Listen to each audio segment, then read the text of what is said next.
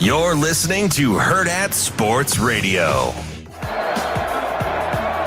Starting out inside the 15, Thompson is going to launch it deep downfield, right in stride. Trey Palmer is gone. Touchdown, Nebraska.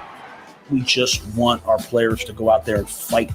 7th play of the drive, they've all been on the ground, but Nebraska's defense ready that time. Big Ty Robinson at 315 pounds in there for the stop. The best thing we can do is just model what it means to be a Lion out there. Iowa 1 for 4 today on 3rd down after a bobbled snap, but now it's free. And it's picked up by Garrett Nelson. Second forced turnover by this Nebraska defense. Those guys are learning by fire. You know what I mean? Looking for the end zone. Wide open, caught. It's Palmer again. His second of the half. Then you're cooking with gas. Padilla pressure, taken down. Caleb Tanner came off the edge and got him. Bushini, who had just a 29-yard punt last time. Oh, it's dropped. Oh, my goodness, it's recovered by Nebraska. Alante Brown jumped on it. I mean, it was gold. It was absolute gold. Thompson was looking that way. It's caught. It's not Palmer. This time it's Marcus Washington. Obviously, I want to win. Now it's 24-17, but this is the Hawkeye season. Padilla. Clean pocket. Padilla. Intercepted. Ball game over. Picked off by Chris Kalarvik.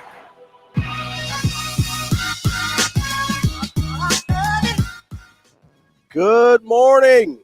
Welcome into Hurrdat Sports Radio. I'm Ravi Lulla. Andrew Rogers here with me. We're live from H&H Chevrolet's stage at Hurrdat Sports Bar and Grill. We're on AM 590, ESPN Omaha, ESPN Tri-Cities. We're on Twitter. We're on YouTube. We're on all over the internet. We're the internet boys. Just watch out. We are the internet. We are the internet. Yes, we invented it. We have Which means everything we say is right. I think that's accurate. Nothing ever wrong has happened on the internet. Nope. We have a great show for you here today. Obviously, it's a little weird show, right? Heading into Thanksgiving. A lot of people are already mentally checked out. Not us, though. We are locked in. Come on, let's go. Well, maybe you. Some of us here are locked in. We're going to have a little fun today. We are going to talk to Mike Sautter to recap the high school state championships. Obviously, Westside dominated last night. That's kind of how I thought it was going to go. No one's surprised. If I'm going to, I mean, I was thinking like 42-0. They got 56-0. It kind of is what it is. But we'll recap the whole 2-day high school football state championships with Mike Sautter. Obviously, we'll have a big focus on the game last night where Westside completed their undefeated season, 13-0. They gave up 46 points the entire season, the entire year. Only 39 of those were defensive because they had the defensive score against Miller South had a defensive score against them. They gave 39 offensive points up the entire year. That's why we talk about them being one of the best in state history. That's 3 points per game. They gave up 3 points per game, Andrew. Yeah, they basically that's not too shabby. That's ridiculous. Scoring 56 last night. They basically beat everybody last night. Now, basically their average score on the year was basically 56-3. What was Bell West in 2019? It was 60 some margin. It was in the 60s is what they gave up. I don't remember what their offensive margin was, but they gave up pretty close, pretty similar to what Westside was able to do this year. But like a full 3 touchdowns, which over the course of the season 3 touchdowns is not that big of a deal. But that's how ridiculous. Well, what's really ridiculous that number is the fact that Westside went 3 straight games without giving up a point. Yeah, I mean and I think that was their second 3-game shutout streak of the season, if I'm remembering correctly. Because the one earlier in the year might have been longer, but they did not give up any points in more games than they gave up points. Like their season total was 643 to 46 in terms of point differential. That's pretty good. In case you're not aware. So they went after giving up 7 points to Miller North, shout out. They went 3 straight games where they shut their opponents out. Then Millard South scored 14, although only 7 of those on offense. They shut out Lincoln Northeast. Creighton Prep got 6, and it was their second 3-game shutout streak of the season. They shut out. Hold on, I'm going to count here. 1, 2, 3, 4, 5, 6, 7. They shut out 8 of their 13 opponents. Yeah, that's pretty good. That's so dumb. So, and and part of me felt bad too, because I was watching the intros for both teams, and Elkhorn South's coming out, and I'm just like, they got here, right? They got all the way to the championship game. Absolutely. And it's just super unfortunate that Class A had a team as strong as Westside that nobody could touch. Yeah, I mean, it's unfortunate for everybody else. Well, I felt bad for Elkhorn South. And and that was follow up from who I felt bad the week before, and then who I felt bad the week before, right, and who I felt bad for the week before, just because Westside is so dominant that it look, I said it, and I'll explain it here. When I say no one was surprised, Elkhorn South was a huge dog in that game. Oh yeah, huge. Like if we put betting lines together, it would be plus 1,000. Like they were that much of a dog. And, credit to Westside for being super complete. Yes. Like that is one of the most complete high school football teams I have ever seen. And not ever losing focus. That's the impressive part to me. They never had a hiccup. Well, a lot of that is good coaching. Yeah. And good culture. Yeah. And I'm glad you brought that up, because this is a talented Westside team. This isn't a team that has like a dozen Division I guys on it. Oh, no. You've got like 4 or 5. Some of the best in the state. Yeah, but you're not talking about, I mean, they're not loaded. They're not like at the skill position, there are 4 guys going D1. Like there are other teams that are in the neighborhood talent-wise, but you have a ton of guys that are incredible high school football players. They're incredible at this level. They may not project to the next level. And you've got the coaching and the culture that's been established there. And honestly, I mean, we talk about this with college all the time, right? Where it's like, these guys are like 18 to 22-year-olds. Like sometimes you have wonky things happen and you don't really know. They never blinked. They never lost focus. That to me is the most impressive thing. And that goes not only to the makeup of the kids, which is incredible, right? Like that's a huge tribute to them, but also to the way the coaching and the culture has been established in that program. Their closest game of the season was against the number 2 team in the state. It was a road game. Again, it's road, you're in town still, but it was a road game at Millard South, and they still won that game by 17 points. They only gave up 1 offensive touchdown in that game, and frankly, that one was kind of dubious. There were at least 3 incomplete passes that were called complete on that one, and it is what it is. Like, things happen. But this was a team that never even for a moment lost focus on their goal. And you saw that in the way they just dispatched of everyone just in their else. preparation. Yeah. From start to finish, whether it was the lead up to the game, right before the game and warm-ups, or throughout the game, there was never a point to where you could sit back and say, Westside, they're losing it right now. Like they're in their own head. Yeah. That was never a thought. Mm-mm. And so, be proud. All those state champions out there, be proud, because across the board, if you lifted a trophy this year, you probably embodied similar characteristics to who we're talking about today, which is the Class A state champion in Westside. Now, prayers up for Madden Riggs. Yeah. Elkhorn South's quarterback that took kind of a tough sandwich-like hit. Yeah. And we hope he's okay. But Elkhorn South did some good things early on in that game. I thought they were pretty impressive. The turnover that they got in Westside territory after going down 14, and that was kind of the point when Christian Jones's pick 6 was kind of the point where you could feel the air getting sucked out of the stadium. But credit to what the Storm did in that next drive. After punting, you get the turnover from Rezak, and then you're there and you're pressing. Just Westside's defense is a juggernaut. They are really, really good, and it goes back to what you led off with, and only allowing somewhere around 46 points. 46 points on the year. All season. 46 points all year. 39. I mean, that is just a stupid number. It really That is stupid. 39 of those were given up actually by the defense, and then you had a defensive score against Millard South as well. It just, and like I said, incredible. We'll talk with Sautter about this more at the top of the 8 o'clock hour. The other stuff we have planned for today. So we'll of course talk to our guy Brian Edwards. We got a bunch of football this weekend. Thanksgiving plays from him. Thanksgiving and football are basically synonymous, so we got to make sure we talk to our guy. And then we're gonna do a little bit of fun.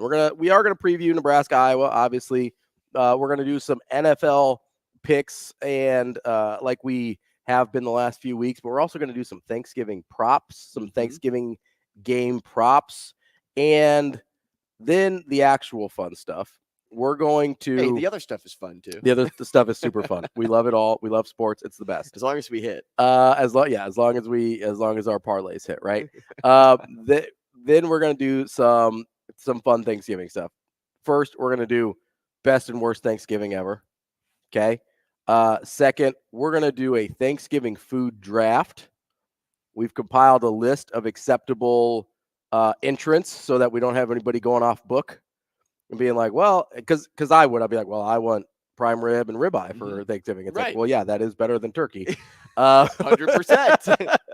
So we have an approved list of items. And then we are also going to do just, get a little sentimental, what we're thankful for, both sports and non-sports related in the last hour. So that is the plan for the show today. One thing that I'm sure Nebraska fans are thankful for is the return of Ty Robinson, as he announced yesterday. How can you not be? That's a huge I don't want to say but it's retention for Nebraska, right? Because no matter how much you like guys that you're bringing in, no matter how much you like some of the guys that are already here that you're developing, he's been a really good piece this year. This is a guy that kind of always had some potential. He was fairly highly hyped coming into Nebraska, had trouble reaching that potential, but has been able under this coaching staff to kind of reshape his body a little bit, reshape the way he moves, and in this defensive scheme with Tony White, find a place where he can be consistently productive. Him and Nash, honestly, have been two of the biggest stories in that D tackle, nose guard, whatever you want to call it, spot on that defensive front. So him deciding to return, because I do think he's an NFL talent, where that is, it's probably mid to late rounds in terms of draft position, but the guys that are his size and his athletic ability always get a shot because those guys are super valuable in the NFL. The fact that he's returning to Nebraska, and listen, I'm sure there's some NIL money involved and whatever to make it worth his while, but that's a huge get for Coach Rule. Well, and he's been putting together a breakout season, especially over the last few weeks. Even though losses came in the record column, there were some wins for Ty Robinson throughout those games. You just go back and look at Maryland, for example. You could call that his best game. I mean, he had 7 tackles. He was all over the place. 5 were assisted. 2 were solo. He had 2 pass breakups. Like, this is what Ty Robinson can be at his healthiest. And we're starting to see that. You also heard Coach Knighton say last night on Sports Nightly that this is like getting a 5-star defensive tackle out of the portal. Yeah, it really is like getting somebody to say, hey, they're returning with all of the hype and buildup of this year for Ty and Nash, retaining both of them to come back next year really does elevate the defense. People will say, well, no, it's already there. No, having them back again and to fill in the blanks with whoever's behind you really elevates that defense. And you mentioned like he looks like somebody that could play in the NFL someday, but he's making the right move by coming back because, yes, he's having his breakout year, but it's really important to see if that can be repeated. And not only be repeated, but see if it can get better. I think he'll get better, right? And if you sharpen up a few things, which is something I think he was alluding to yesterday in his short presser that he gave, but if you sharpen up a few things, man, can this guy be special? He's shifty, he's unique, he's mean, he knows how to put pressure on the quarterback, he's got great pursuit, good instincts, he's got the right mindset right now. and that's what you want to build on. He really, I talk about embodying the culture at Westside and what they embody being a complete team. He embodies what Coach Rule wants out of a player at Nebraska. Yeah, and he's, when he's in one of those positions, it's a lot like offensive line where it's really hard. That's part of the reason what Justin Evans Jenkins is doing is so impressive. It's really hard to come in as a young guy and fill in those spots where you're going against guys that are 21, 22, 23, 24 years old as we get to the back end of these COVID years, right? You're dealing with guys that are basically grown men at this point. And it's really hard as an 18-year-old who hasn't had a full year in a college weight program, a full year in a college nutrition program, a full year of learning schemes it's really hard for those guys to compete. So to get a guy like Ty Robinson back who has all that already, who I think will get better because of another year in the strength and conditioning program. We saw how much he's changed in his ability to move from last year to this year. I imagine we're going to see continued improvement, maybe not as dramatic, but continued improvement from another year in that strength and conditioning program, continued improvement from another year in Tony White's scheme. We hope, knock on wood, despite what Coach Rule is trying to get him a job. Let's just hold off on that, Coach Rule. Let's chill. Well, and, along with that, I was thinking more and more about Tony White last night, just because you got to hear from him and how appreciative he was of Coach Rule kind of speaking like wisdom into him for one, but also like not holding a grudge for somebody to take those phone calls. But he also acknowledged that, hey, the players have gotten me here. Like the players are the people that really make me look good. And the more I sat there, the more I thought, oh, man, can you imagine trying to like turn the page and trying to replicate what like this defense could be because of where they've gone this year. But then I thought, after hearing what Ty Robinson said in returning, I'm like, well, if pieces are there, if the same pieces are there, it should be pretty easy to replicate. And honestly, it might be, you're talking about a lot of young guys that have played here, especially on the defensive line. And you've got a lot of young guys that haven't played that they like on that defensive side of the ball as well. But you're talking about a second-year Prince Will. You're talking about a second-year Cam Lenhart. You're talking about Maverick Noonan coming off an injury and having, a year under his belt. You're talking about Riley Van Poppel in that spot as well. Those are four guys just on. You're talking about a young secondary. Yeah. Like Hartzog is still very young. Yeah, he's still, I think he'll be a junior next year. I think Omar Brown, is he coming back? I think Omar Brown's coming back. You lose Buford and Newsome. And I think Tommy Hill. I think I'd have to look. I told Avery this yesterday. I get the COVID year has me so confused all the time. Tommy Hill's a junior. Okay, so Tommy Hill can come back. I get so confused on which guys are, because there's guys that have been here for 4 years that are sophomores, like Chubba Purdy, and so not here 4 years, but in college 4 years. And Buford is also a junior. Is he? Okay, I thought Buford was gone. Is it just Newsome that's gone? I think it's just Newsome. So you're only losing. Listen, Newsome's really good, but you're only losing one guy from the secondary. I think you do lose a couple linebackers. You'll lose Henrich and Reimer. Is that right? I think. Yes. So, you do see all the time though. I have to check. I know. Like I just look up their names. It's like, and I don't think about it until like it's talked about, and then I'm like, all right, I'll look it up in the moment. And then it's like, this guy's been here for 5 years. No, he's got another year left. Okay. It's very, it's showing my age. Henrich is a junior. Geez. Okay. So you got Henrich back another year. Reimer and Gifford, I think, are not older than him. So I would think they're a junior. Reimer is a senior. Okay. So Reimer is gone. And then Gifford. Yeah. Cause Reimer's playing this year as a graduate. Okay. So, and then Isaac Gifford. See, look, we're literally looking these up on the fly. This is real time. Yes. This is real time figuring this out. But what we're low key saying, and Gifford's a junior. Okay. So you've got essentially what you're saying is 90% of this defense will be back. Newsome and Reimer are the only ones that are seniors from that group. So you're talking about 9 of your 11 guys coming back. plus the rotational depth I just talked about on the defensive line. You've got some guys. I mean, you've got guys coming in this year's class and guys from the 2023 class that haven't really played yet. Like Ethan Nation is a guy that they really like, both in the defensive backfield and in special teams. You're going to be in a really good spot if you're Tony White, if you decide to come back. And all it does is build you up for next year if this defense stays on the course. And the other thing that you have to imagine is he's probably looking at it and being like, the offense won't be worse.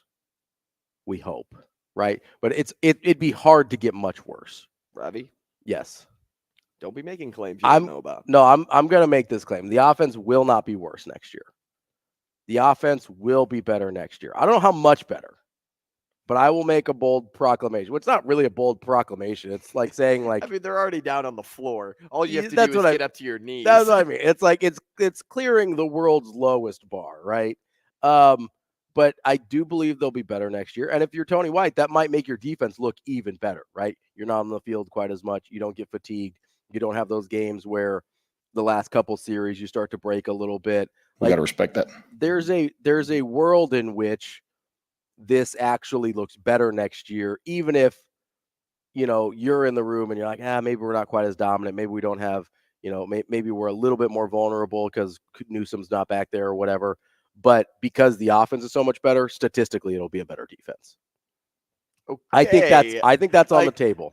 And you know what? You would hope. I think that's on the table. I really do. It means somebody's got to step up.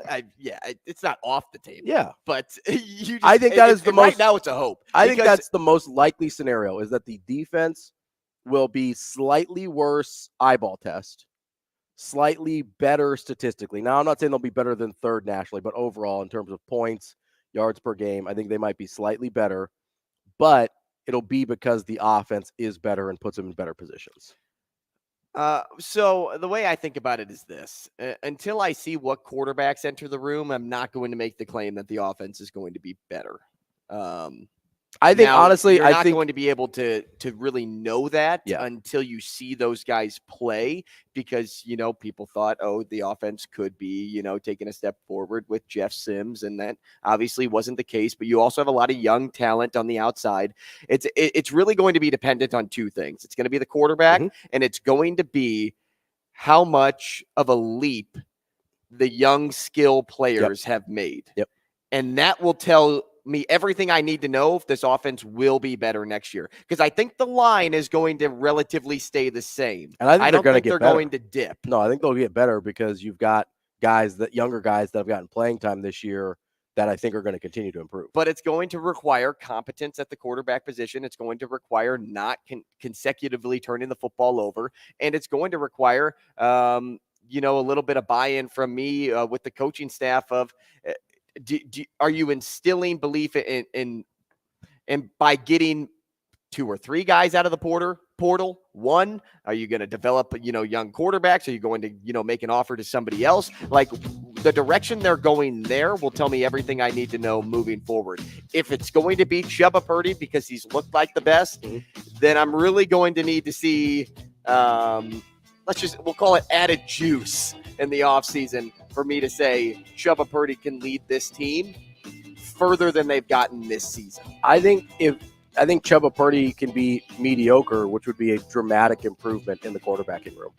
I mean, that's not a high bar. That mediocrity can carry Nebraska past Iowa so that they can get that bowl game. Coming up next, we got more Hurrdat Sports Radio. We will be back.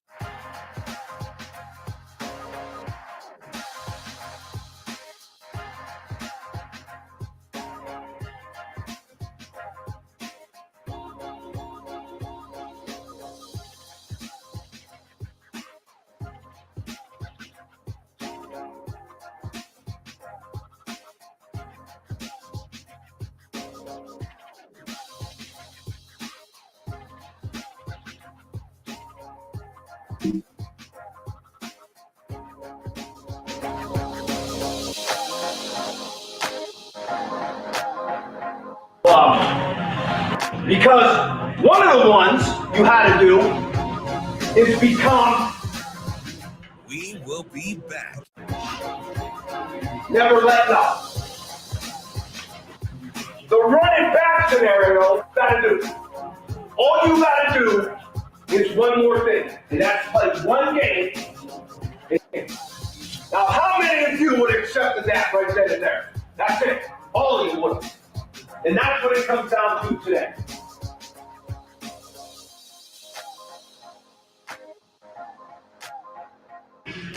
You have to get more ET. And the last couple are even harder. Because one of the ones you had to do is become never let up. Now, if I would have told you more toughness, and you did,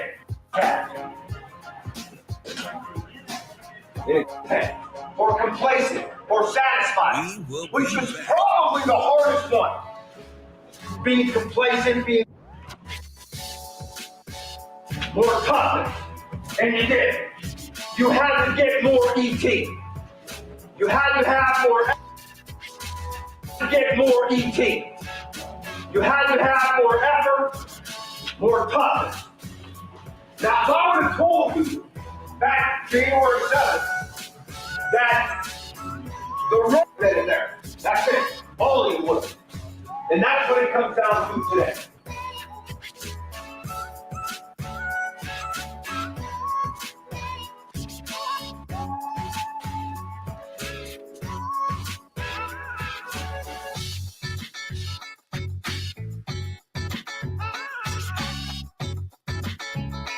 We will be back.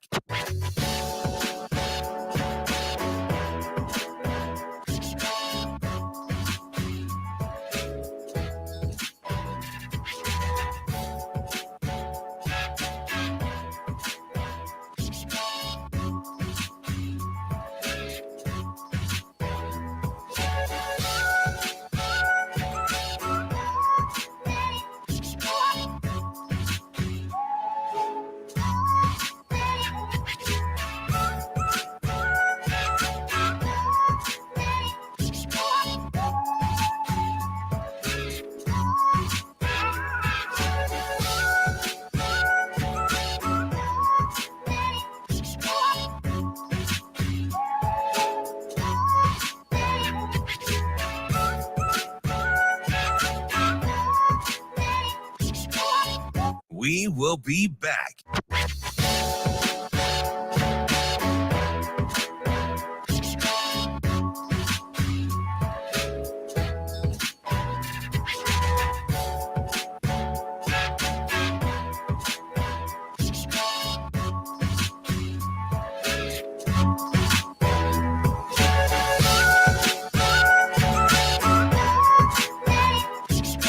We will be back.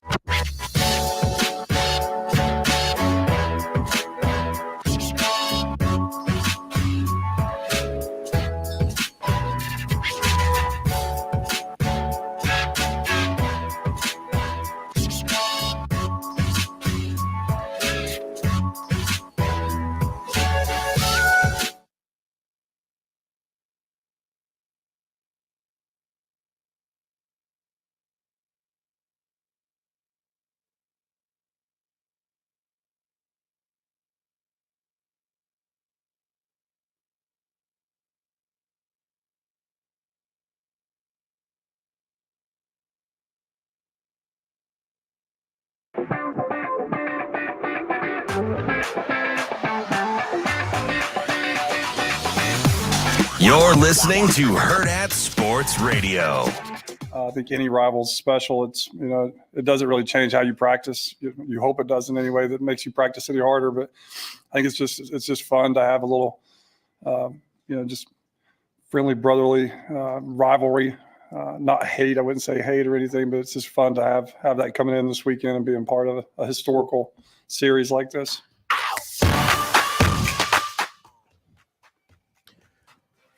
Good morning here on Hurrdat Sports Radio. I'm Ravi Lulla, Andrew Rogers. We're on AM 590 ESPN Omaha, ESPN Tri-Cities. You can join us on the YouTube stream. Oh, good. We had Thomas. We had TK chime in. If he doesn't chime in right at like 6:58, I start You get a little worried. Yeah, I'm like, do we need to do a wellness check on TK? He kept us honest on Buford there. He did. Yeah, we appreciate that. I'll be honest. Ever since the COVID year, I get so confused on who's what year. Like, I have no idea. I know guys who have been here for a very long time, and I have no idea how much eligibility they have left. So I will fully admit that's a huge blind spot for me, and it's only going to last for like 2 more years. So I'm going to be honest, I'm not going to figure it out. Did you see the hypothetical he presented to later on? I did the comment section. Where are we at here? He asked, "What would the score be if Westside and Bennington played?" Ooh. I mean, so Travis said 28-17. He said Bennington is still very good. Westside could put up the points. They're just too much offensively. I actually think 28-17 is shooting low for Westside against Bennington. Yeah. I know Bennington's a good football team, but I bet Westside still wins that game 56-0. Yeah, I mean, listen, this is no insult to Bennington. They're an incredible football team. Obviously, they made history in Class B with their win streak and 3 straight Class B titles. I don't think they're doing any better than any of the other Class A teams did against. And you're talking about Class A teams that have multiple D1 guys, that are on their roster. I don't see them faring any better than anyone else did. And that's not an insult. That's just putting them in the category as everyone else. Like, frankly, it's just the truth. Yeah, like, I don't. Sometimes you just have to drink your medicine, even if it tastes bad, because it's good for you. Yeah. Like, what's good for you is just admitting that Westside is a super team. Not built like a super team, but like their year this year was super team-esque in terms of what they were able to do. Yeah, no, it was just, they're just too much for everybody. They just are. We'll talk more about the high school state championships with the one and only Mike Sautter, who was down in Lincoln the last couple days. I know a bunch of our crew was down there in Lincoln doing all that work with the state championship. So make sure you go check out all their stuff on Hurrdat Sports social media. They put out a ton of great content from the state championships. But I wanted to go back to Nebraska and Iowa here for a minute, because I was kind of doing this thought exercise with myself as I was trying to prep for this show. And I was like, let's just talk about it. Ravi was staring at a wall and he's like, listen, the amount of times that I'm just like staring blankly into space, and there's usually like a TV on or my computer's open or the phone's open, and I'm just like thinking about sports stuff, it would probably, like, I'm just like petting a dog and thinking about, I wonder. Like yesterday, we were talking, Tyrese Halliburton went bonkers yesterday, like 37 points, 16 assists. And I'm thinking, like, what if the Warriors had traded back from that number 2 pick just to like 7, because he got drafted 12. Yeah, and then I brought up why the Kings actually traded Halliburton. Yeah, because I think Halliburton is going to turn into one of the best players. He's incredible all time. He's incredible. I don't know about all time, but he's incredible. And so I'll be like, man, what would Halliburton and Curry look like together? And Curry could play off ball. So that's what I'm doing a lot. So last night I'm sitting there and I'm thinking, okay, what does the off season look like if the 2 scenarios that Nebraska has in front of them on Friday play out? Number 1, Nebraska wins. They beat Iowa for the 2nd straight year. They make a bowl game. There is much rejoicing in the great state of Nebraska for the first bowl game since 2016. That's scenario number 1. Scenario number 2 is Nebraska loses to Iowa. They don't make a bowl game. They end the season on a 4-game losing streak, and we are having a much different offseason. But I want to start here is I don't actually think the off seasons are that much different in those 2 scenarios from Matt Rule's perspective. From our perspective, dramatically different. And that's kind of the place I was attacking it from was, okay, what do our jobs look like if these 2 scenarios play out?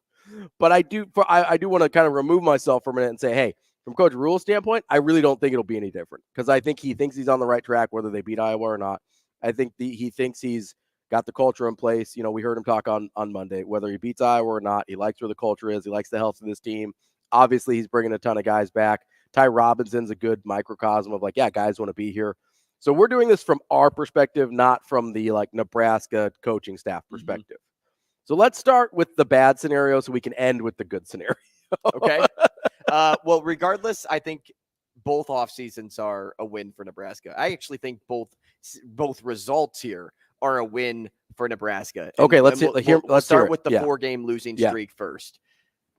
I don't look at this as a disappointing season because this team won 5 games. And when I say this team won 5 games, this team is not a top team in the Big Ten. Sure. Like what they look like on paper today should not be a 5-win team. They shouldn't. Their defense has allowed them to be a 5-win team, but this team shouldn't have 5 wins. So the fact that they did get 5 wins is a massive victory for this new staff, for Coach Rule's first year in the program. When was the last time Coach Rule won 5 games in his first year? It's never been done. Never. Yeah. You have to be ecstatic about the result of this year, even if it doesn't live up to the expectation you had for when this team was going into Michigan State. You just have to. You have to be okay with it because, progress was made from last year to this year already. Mm-hmm. And just think about where it could go from next offseason into next season. Rule, if he didn't win so early, I don't think the fan base would be up in arms about that claim right there. Because if Rule won, say, every other game, but in the mix, he lost like 2 in a row, but then won. So if we went through the schedule, right? Say they beat Minnesota, they lose to Colorado. They beat La Tech and Northern Illinois, so right? 3-1 at that point. So they're 3-1, and then they lose to, was it Michigan? Michigan, and let's say they lose to Michigan and Illinois back-to-back. Michigan and Illinois back-to-back, so right? 3-3 all of a and sudden. Then they win against Purdue. It was either Purdue or Northwestern. I think so Northwestern came Say first. Northwestern, they win. They lose to Northwestern, or Northwestern, they win. They lose to Purdue. Let's say they lose to Northwestern because Northwestern's actually decent this year. So they lose to Northwestern, they beat Purdue. Okay. They're 4-4. They beat Purdue. Regardless, you could build out every other schedule. Yeah. And then say they lose to Wisconsin and Maryland back-to-back, and then, win or loss to Iowa, whatever, you end at 5-7. No, if it was staggered more, people would actually be like, "Oh yeah, we won this week. Yeah. Okay, great. We're still competing, right?" And then you get down the stretch of the season and say you're 4-6 going into Iowa, and or would it be 4-7? You'd be 4-7 going into Iowa, and then you beat Iowa, and boom, you're 5-7 to end the year. Mm-hmm. In some scenario, if you beat Iowa and ended 5-7, people would be happy. I think Rule won too fast because he set the expectation too high for the fan base. People out there wanted the bowl game so bad because they could taste it against Michigan State, a team that is nowhere near where Nebraska is right now. Nebraska should have kicked the living stew out of Michigan State, but didn't because of turnover issues and things that, we have seen with inconsistencies, and that just didn't happen. If it was more staggered, it would be looked at as a win in Rule's first year over a disappointment. I do think we would look at it differently. I don't know that people would be happy. I think they'd be less disappointed because the fact that Nebraska was sitting at 5-3, they more or less had their Big Ten West destiny in their own hands going into Michigan State. I think that's where the disappointment went. Also, Michigan State was a super winnable game. I think that's part of the frustrating part is it was a super winnable game. All of them were. Yeah, but especially Michigan State. Michigan State's not very good. At least Maryland has shown at different points during the year. They went toe-to-toe with Michigan last week in a game where they could have won. I don't think they should have won, but they could have won that game. I think people looked at Maryland and understood, that's a pretty quality football team. Wisconsin, pretty disappointing. That's a game Nebraska probably should win, especially the way they started. But I think what it is there was, I think part of the disappointment, if they were to end the year without a bowl game, is they had such a good unit on defense that if they could have just had a non-sabotaging offense, that you're in a 7-8 win season. I think that's where the frustration is more. I do think there was some disappointment because of where Nebraska was sitting at 5-3. But I think the bigger disappointment is hey, we had a legitimately really good unit on one side of the ball, and we couldn't just stop tripping over ourselves on the other. Coming up next, we'll continue this exercise and get into some Thanksgiving things as well here on Hurrdat Sports Radio. We will be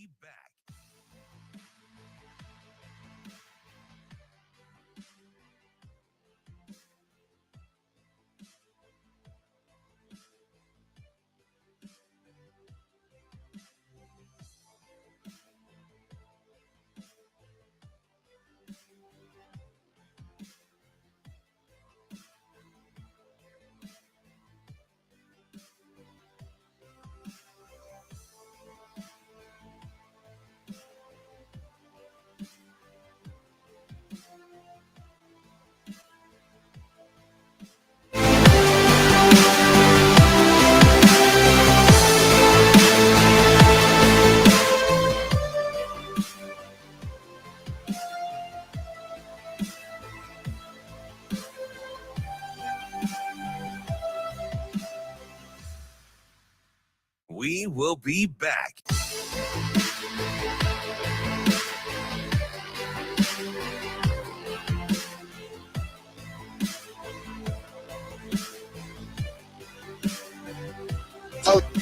Oh yeah, no doubt, no doubt. Mike Sautter. You know, freaking bad. You know, your work, you're accepting that right then and there. That's it. All of you work. And that's what it comes down to today.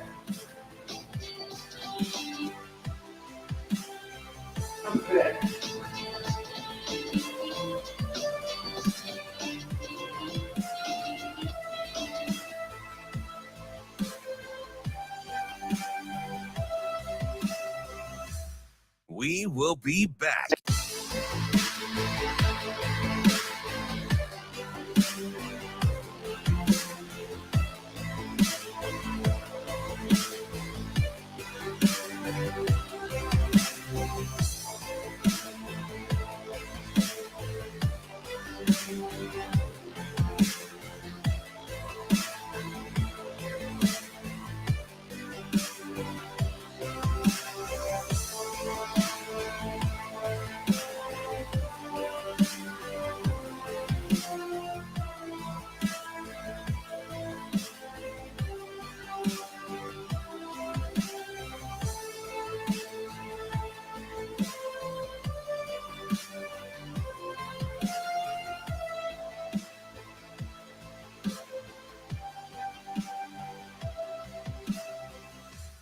We will be back.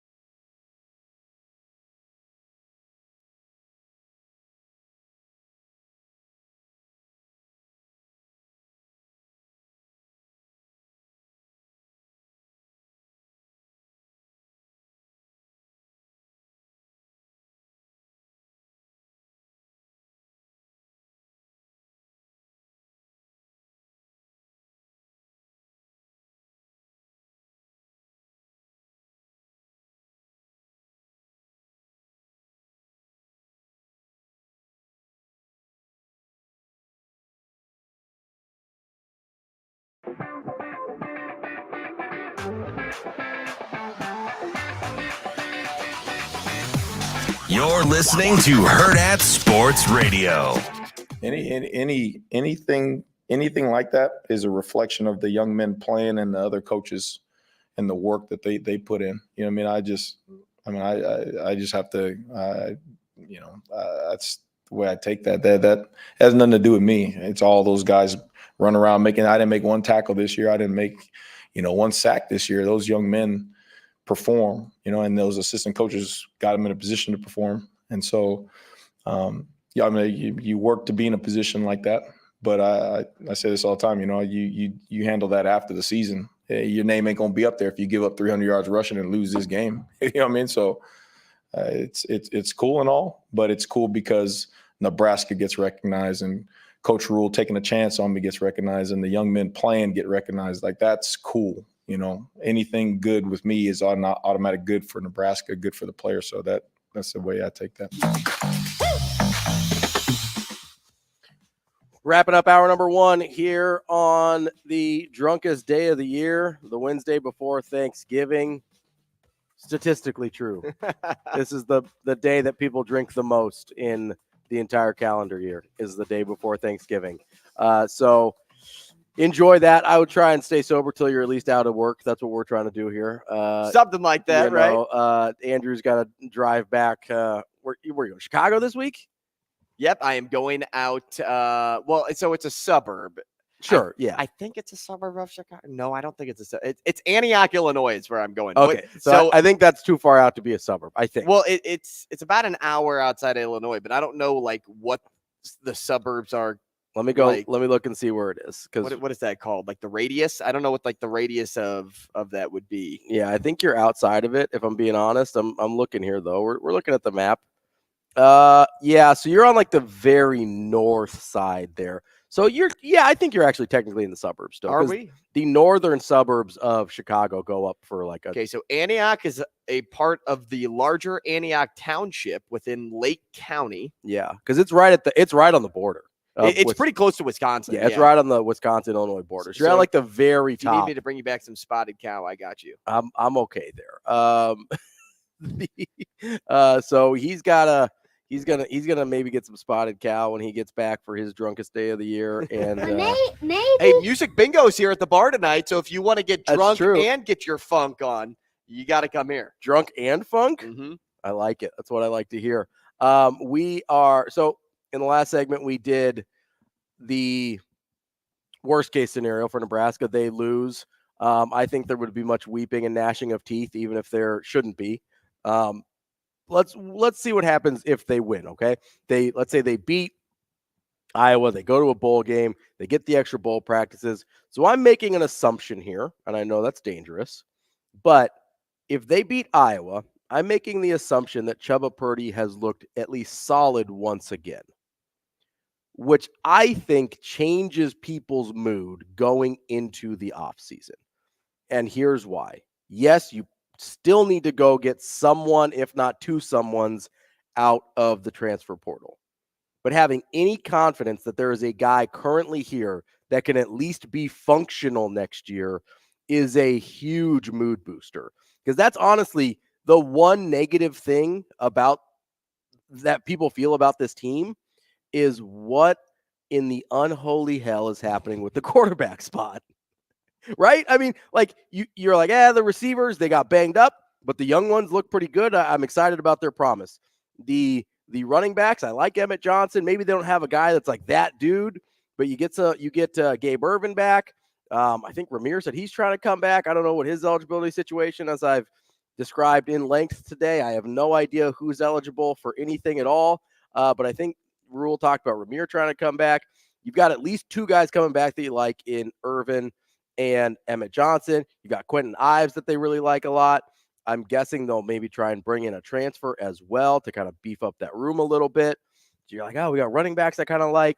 Fedoni's going to be back. The offensive line's getting better. The young receivers look like they're coming along. Obviously, we already talked about the defense. We all love the defense. You got guys coming back.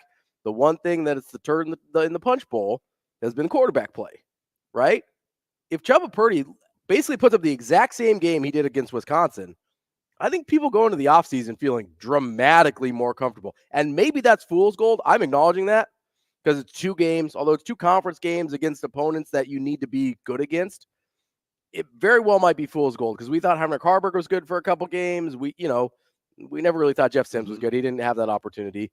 But I think the mood around this team, not just because of the win, not just because of the bowl game, but because in order to get that, you probably have to get a decent game out of Chubba Purdy, I think really changes the way people feel in the offseason. I'll agree with you if I see, yes, a replication of what we saw last week against Wisconsin, and if it's done again in a bowl game. I'm not saying you have to win the bowl game, but if Chubba Purdy's stat line is similar all 3 weeks, because I look at it kind of like a winning streak, right? Like one, everybody can win one game. One off, right? Random. Yeah. Two, it's like, okay, like maybe there's something here. Maybe trending in the right direction. Three, it's like, this feels real. Yeah, it does feel real. Yeah. At that point, I would agree with you. Yeah. But in terms of this Iowa game, even if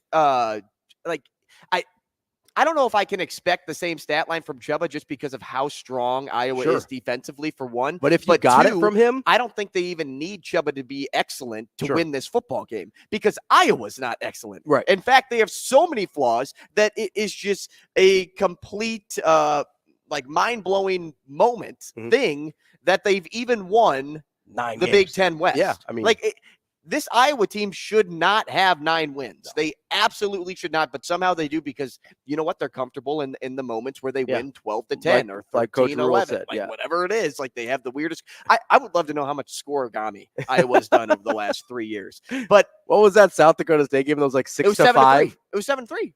No, not this year. There was one a couple years ago that was like 6-5. Or something like that. Was had to be scoregami. It was the stupidest score I've ever seen. So winning though. In that regard, yes, it is a great thing. I don't think Chuba Purdy needs to be perfect, yes. But where I think it will go if Nebraska gets a win and heads to a bowl game, even if they get crushed, because you know what? Some part of me is like they could still get destroyed in this bowl game. Yeah, it doesn't matter, though. I really don't think it matters. Right? It's about the practice. Or they could underwhelm. Sure. It could be the practice, yes. But since you're on that national stage, are the Barbarians going to come back to the gate if they do get destroyed? Because the Barbarians have been at the gate so far since Michigan State. And that's just maybe it's a normal reaction, but where I sit with it is it's a great recruiting tool to be back on the national stage. Absolutely. If you're in a bowl game, think about if you're just a kid at home, you don't know if you'll get an offer from Nebraska or not, or maybe you did. And just seeing how well Nebraska fans travel. Mm-hmm. Wherever the game is, whether it's in Vegas, whether it's in, Nashville, whether it's, somewhere else, anywhere in the country, this fan base will travel to the game. Anywhere. Oh, yeah. It could be the drive that what's the high school team that was in Class D that had to go everywhere? Oh, that Sautter was talking about. Ord?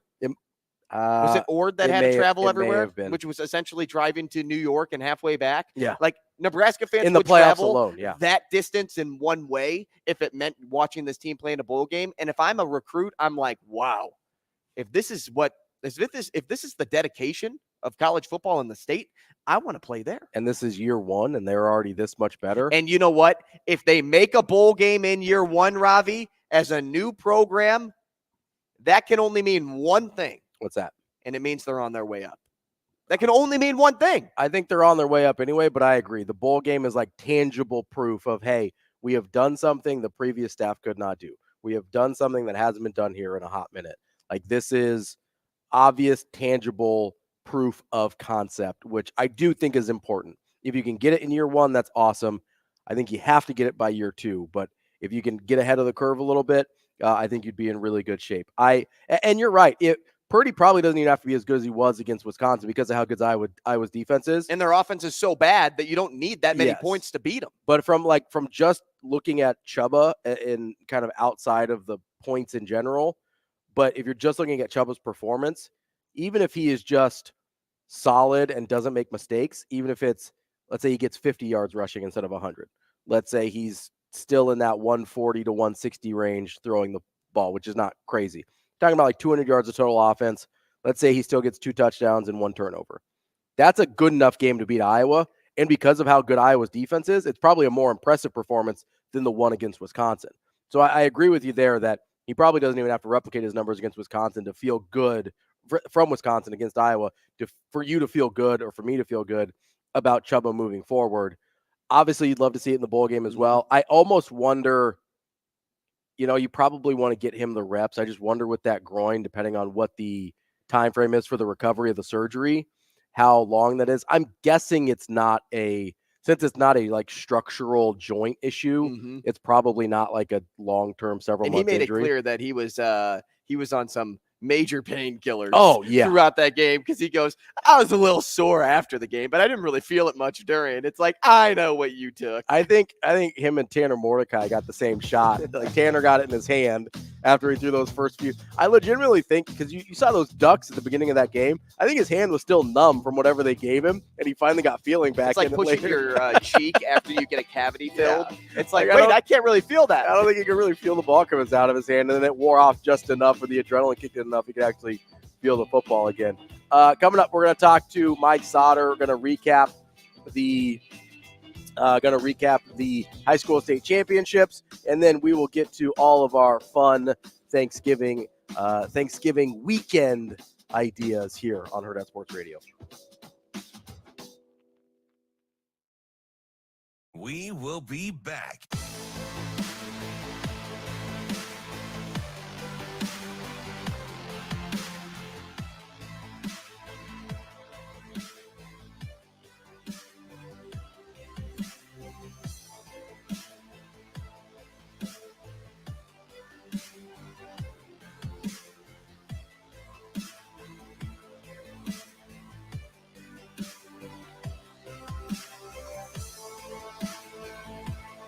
Mike Sautter.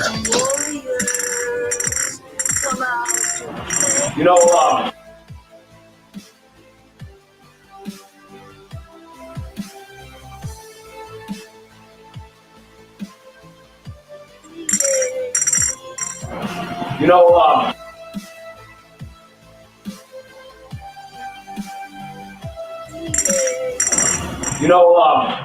We will be back.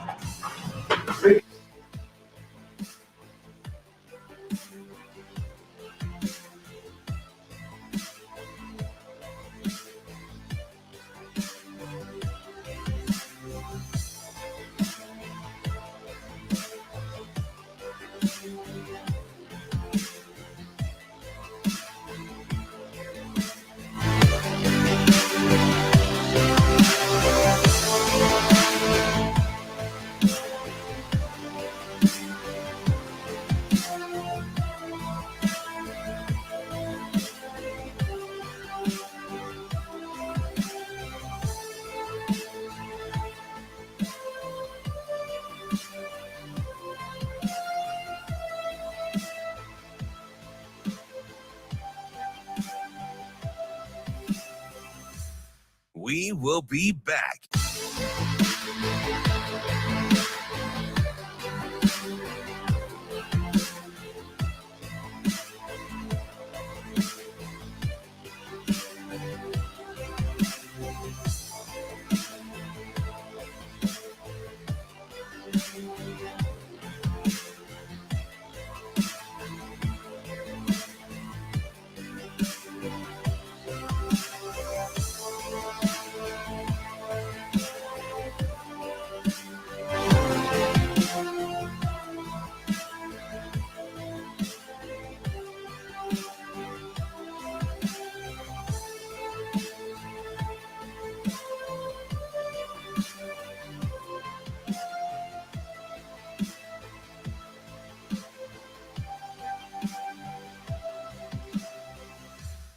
We will be back.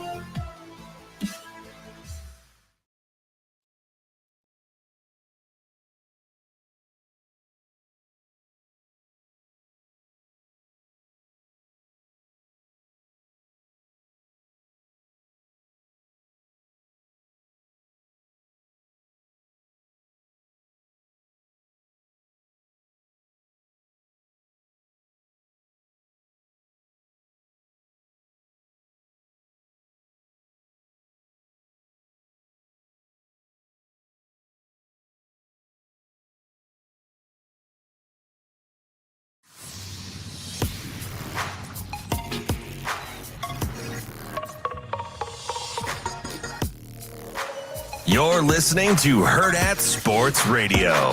Oh, yeah, no doubt, no doubt. Mike Sautter. I would agree, Damon. Mike Sautter. Yeah. Mike Sautter. Oh, man, you're going to put me on the spot. Mike Sautter.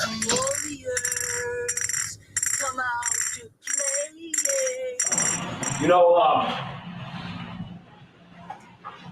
thinking back,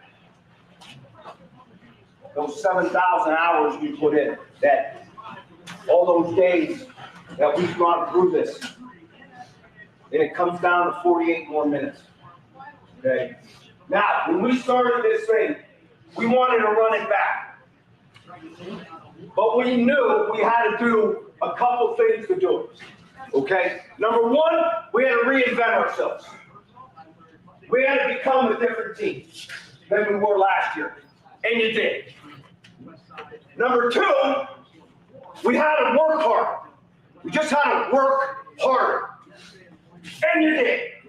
You worked your tail off, harder than anybody else has. Number three, you had to get more ET. You had to have more effort, more toughness. Now, if I would have told you back January 7th that the running back scenario is down to 48 minutes. 48 minutes is all you got to do. In that 48 minutes, you do it as hard as you can do.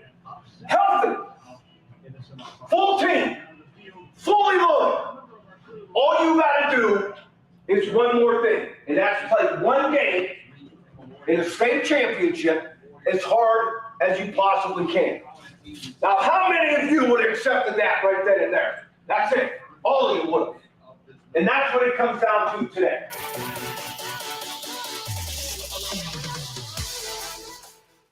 Kicking off hour number 2 here on Hurrdat Sports Radio. That was Westside head coach Paul Lamangi before the game, giving his pregame speech, captured by the one and only Mike Sautter, who joins us now. I'm Ravi Lulla. Andrew Rogers here with me. Mike Sautter. Mike, flex on us. Flex on us there. I am feeling good. You a little tired? You all right? Nah, I'm good. My leg's shaking right now. I'm just I'm ready to roll. I got to hit the road this morning. I dropped my phone. Luckily, I got a phone case on it because it got a big crack in it.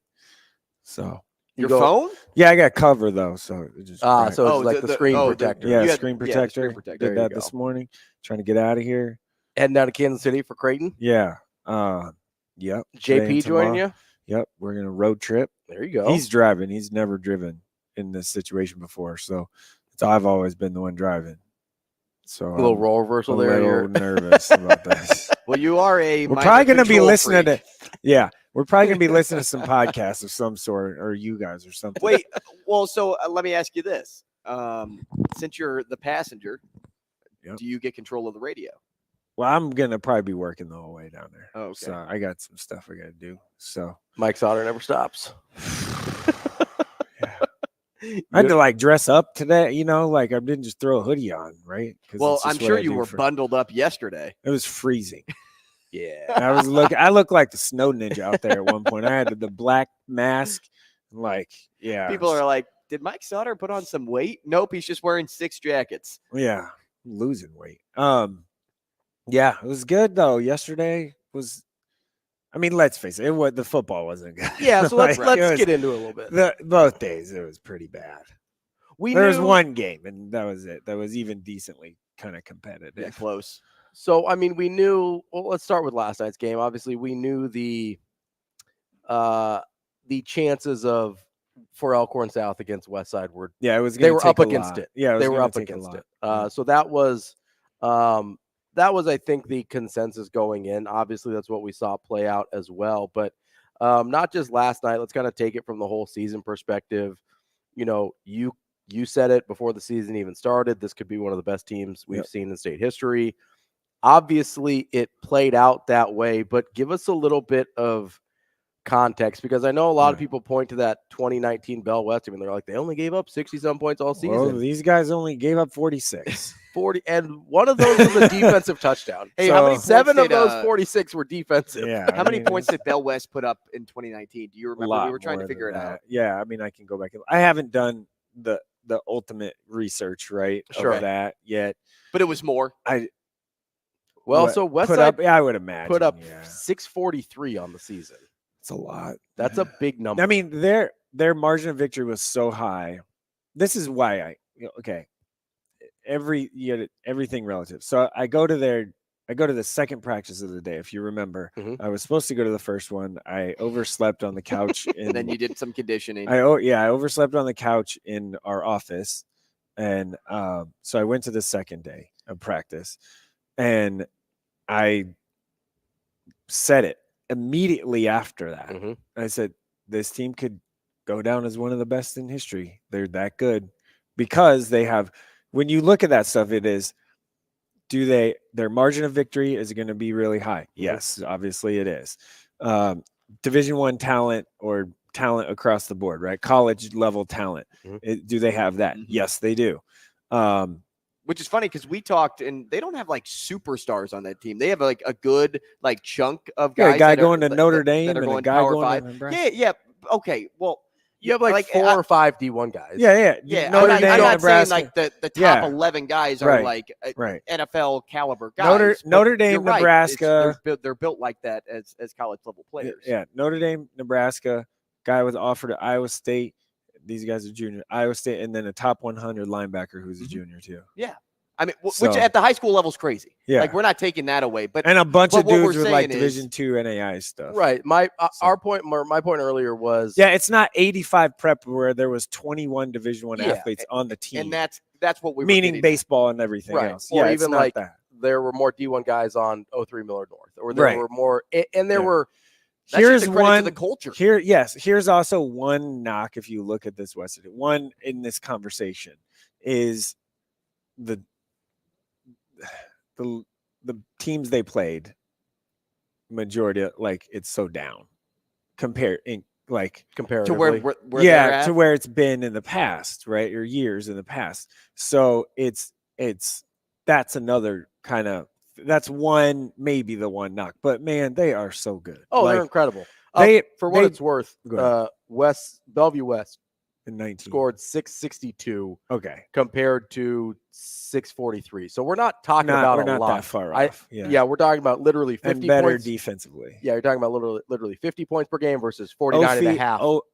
2015 North is the one team that gets brought up because recency bias, right? But that's the Calvin Strong team, right? Yeah, where they running clocked everyone in the playoffs. Well, hey, guess what? So the West Side. Right. That's their argument. They gave up 6 points in the playoffs. Their argument is we running clocked everyone and whatever, but I guess so the one of the things that I thought was interesting about this West Side team is, so you look at like a Bellevue West, similar level of Division I talent. Yeah.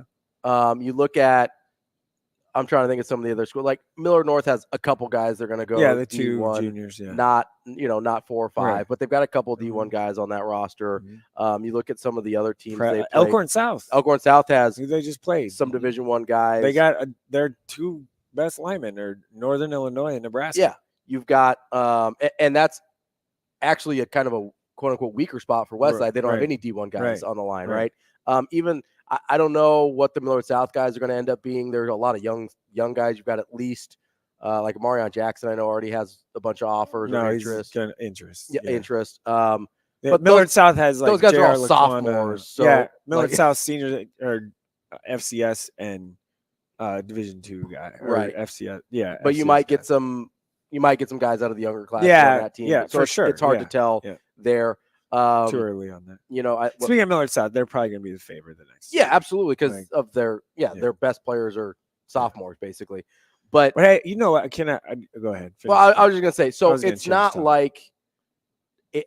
I think the interesting thing about how dominant Westside was is it's not like they are one of those teams that we talked about that had 2 or 3 times as much talent as these other teams they played. That's why it's interesting to me that they were so dominant. Yeah, they just you go. 03 Millard North in this conversation. We talked about it. So 85 Prep, 03 Millard North, 82 West Side, 82 West Side, 19 Bell West. There's like a 92 Norfolk that people were, or 90s and Norfolk team that was pretty good. People bring up. Here's the deal. This is what I do know for a fact. Mm-hmm. They are, without a doubt, positively in the conversation. Yeah, absolutely. And it's so hard to quantify football from 1992 or 1985 to what it is today. Even 03. You can't do. Yeah. It's kind of what I said about Zane Flores last year. Mm-hmm. Like, he's the best pure quarterback that we have seen. When I say that, I mean since like 2000, right? Like 2005 when the game changed. Yeah, because right? I mean, I'm not sure people realize, because this started happening when I was in high school. Right. The shift away from like a bunch of people running wing T and power I. It was after Frank around here. It was after Frank Solich got fired. It was in that. So and it you was bringing in Callahan and like spread it out more. And so that's what schools started doing around here. That's just how it always works in every state, really. So they kind of mimic the major Division I program in that state. Right. But so we're talking maybe 20 years since there started to be a dramatic shift in style of play, and really for most teams more realistically about 10 to 15 years. And so trying to compare Zane Flores to Eric Crouch, or to Todd Doxson, or to whoever, right? It's not the same. It is a totally different conversation. Anything else on West Side before we move on to some of the other? Yeah, just real fast. Yeah. Like the people that I said this, I think last week, right?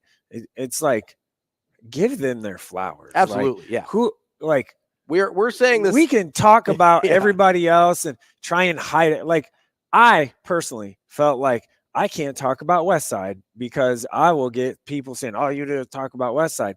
Well, gosh darn it. I was going to say something else. Were you? Yeah. It's one of the best teams. I couldn't tell because you had a hard time getting gosh the darn pause. It out. The pause was like, oh, like get the drop button. They're pretty dang good.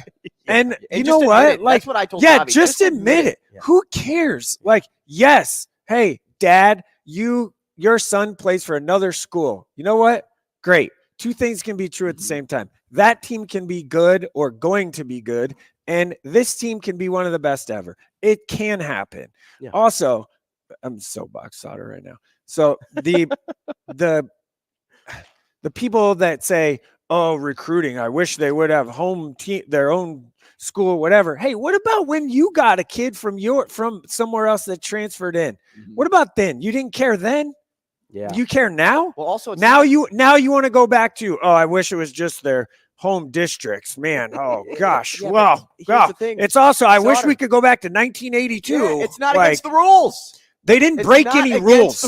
They broke no rules. They broke no rules. No one can find anything. I'm sure they have documentation if needed. No one broke a rule. You may not like it, but guess what? The rules allow it. So move on with your life. Or catch up. Or that. Or catch up. Like, it is so, and yes, hey, guess what? You may live in a district where they can't do it. It's closed because there's too many kids that go to their schools and whatever. Guess what? I can't help you with that. Like, I got nothing. Like, what do you want? What do you want to say? There's nothing to say. I just so tired. Like, the best thing that Twitter/X has ever done is mute conversation button. I did that 4 times this morning when I woke up. Just this morning? Yeah, because I was just like, oh my gosh, you people have no, it's like, insane. I'm over it. Yeah. I'm just over it. They're good. They're really good. Guess what they didn't do? Break any rules. Okay. And they won a lot. Yeah. And they won commanded. Right. Right. Yeah. In fact, everybody else is doing it too, unless you're in a closed district. Those people, sure, you say whatever. Everyone else is doing it. Went to 8th grade city championship basketball game like 6 years ago. How many high school coaches were there? Everybody was there. Everybody wearing their school color. It was like a recruiting fair on the basketball court after the game. You would have thought it was college recruitment. Yeah. I mean, it was like, it looked like an AAU open recruitment period. It's been happening for years. Yeah. Move on with your life. Yeah. It's 2023. This is what it's going to be. This is how high school happens in Lincoln all the time. Happens in It happens Hey, everywhere. It happens guess what? everywhere. Kearney just got a pretty good basketball player who's going to help them too. Where's he from? Arizona. Yeah. Oh, it's not even in the state. Right. Oh, interesting. So like I get it if you're like small town, whatever. Caleb Love? Like it's just there's I don't know if he'd start. the NSA has rules in place to help do, and trust me, they are very much strict on it. Like the Kearney situation, for example, the AD at Kearney had to put together 61 pages of documents to prove that they're just moving like a job move. They're legitimately just moving to Kearney. Move. 61 pages and had to go through a hearing and everything. And So I so this struggled to isn't write 500 words in So college. this isn't This isn't happening like willy nilly. Is what you're trying to say. My gosh. Okay, sorry. That's okay. No, I think it's important to point out because that is a big conversation, and honestly, it's a thing that has been thrown at Westside a lot. You know, it was thrown it was thrown at Bellevue West in 19. Right. They have this Westside roster has Christian Jones and Cam Bell that when their head coach that got them to go to Burke left for Westside went with him, right? Yes. Mm-hmm. 2 transfers in high school, right? The other one, Keenan Cotton, started as a freshman at corner at Papillion La Vista. He transferred for his sophomore year. He's now a junior. That's it. Everybody else transferred in high school. Yeah, everybody else started their career as freshmen. Right. Now you had people that opted into Westside as freshmen. But again, everybody can do that. Everybody does it. Like that's not a big deal. Thing that happens. But you're talking about 3 guys after their high school career started that actually moved. Correct. To Westside. Yeah. So that's it's not a big full. number. It's not a team full of whatever. Yeah. Like, and I get it. People want to say, well, they're home district stuff. That's another thing. When you say, oh, well, only 3 guys started that, you know, whatever. Well, they should live in their home. Then they change the subject. Yeah. Like, come on, man. Well, they move the goalpost on People just don't like to celebrate other people's accomplishments. Yeah, They they're just don't really wanna do that. good, and you don't like it. Okay, sorry. Yeah, I mean, it's So a little ridiculous. For Bennington, yeah. I heard something interesting because I learned so much about high school, like you know, throughout the season and as it goes on. Speaking of really Bennington good. expanding here soon. Well, right? they're trying to. And so if they expand, won't that mean They'll they be have in to go B. they'd have to go up to A though, right? No, they both be in B. They would.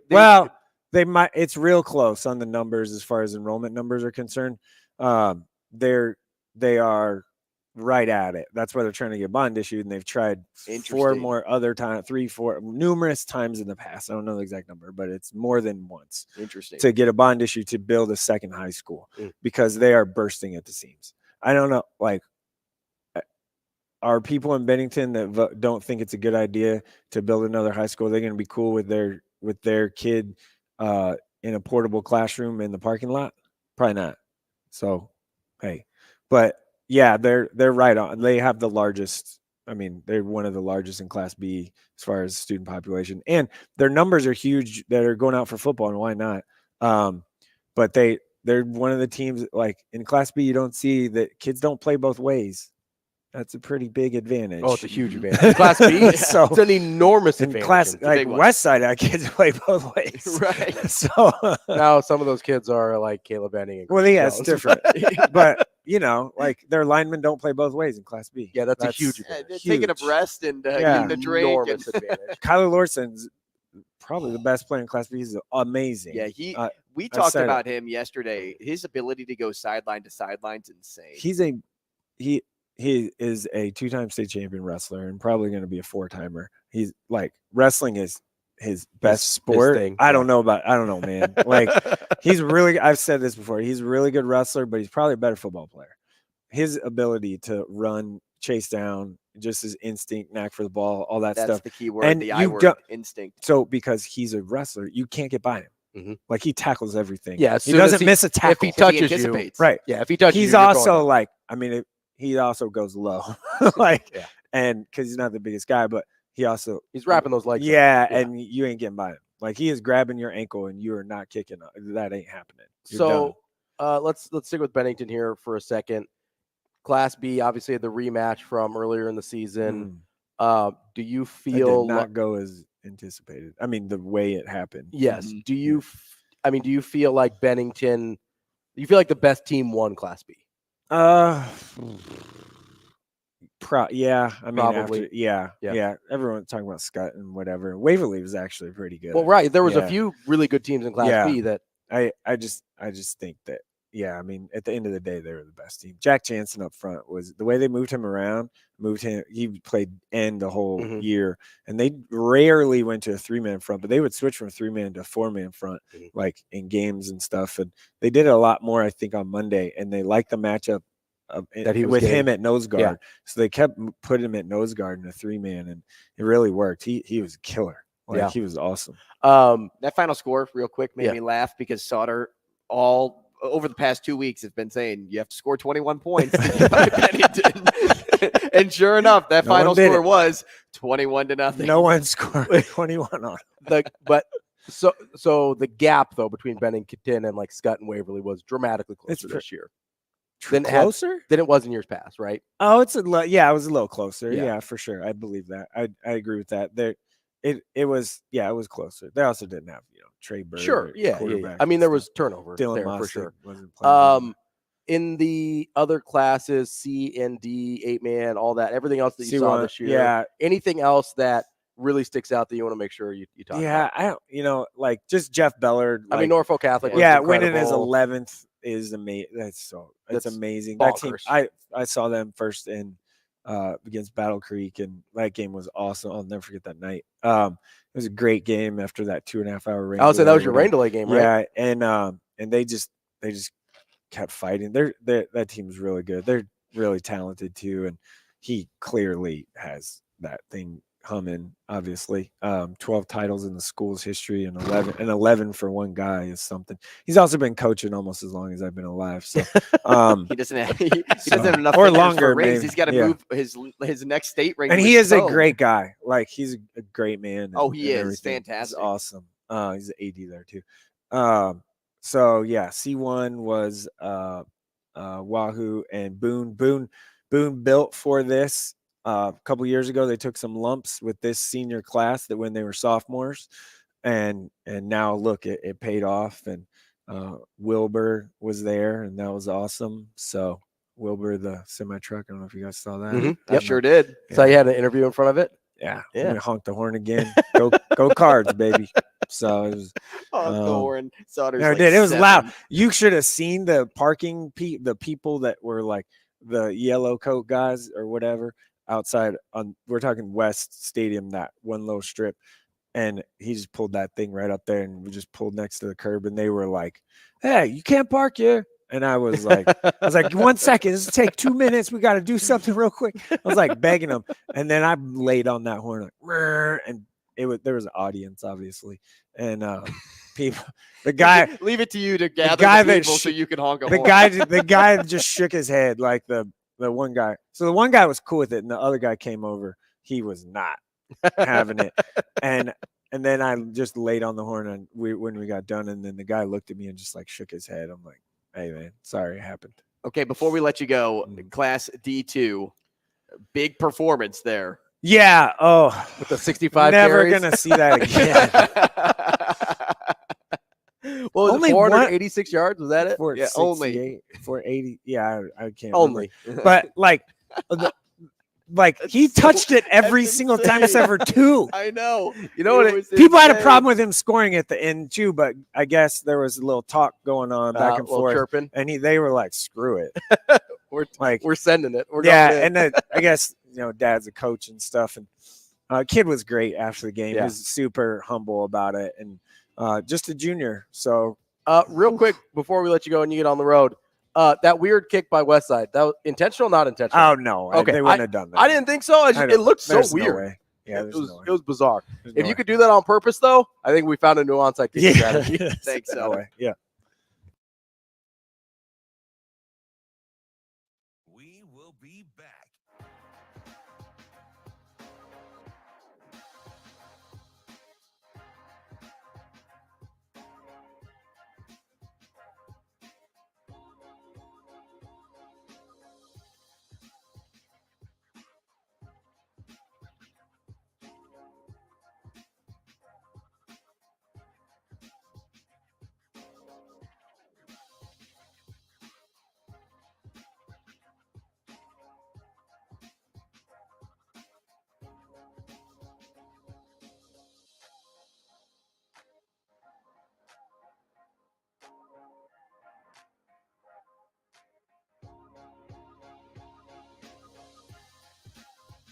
We will be back.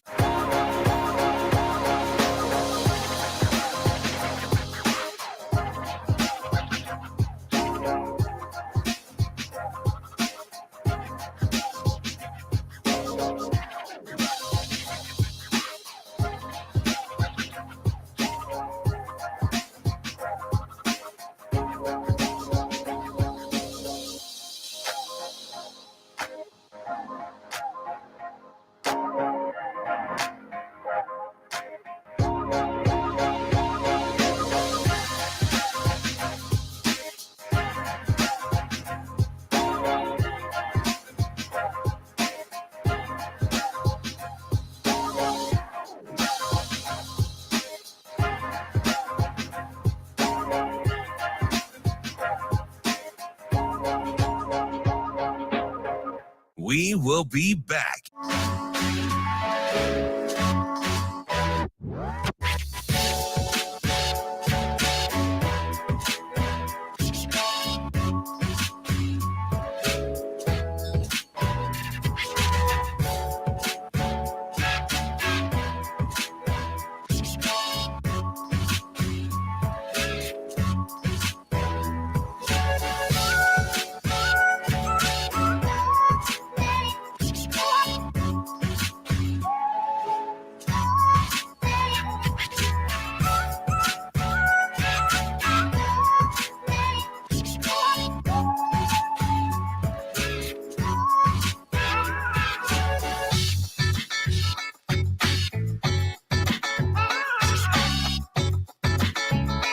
We will be back.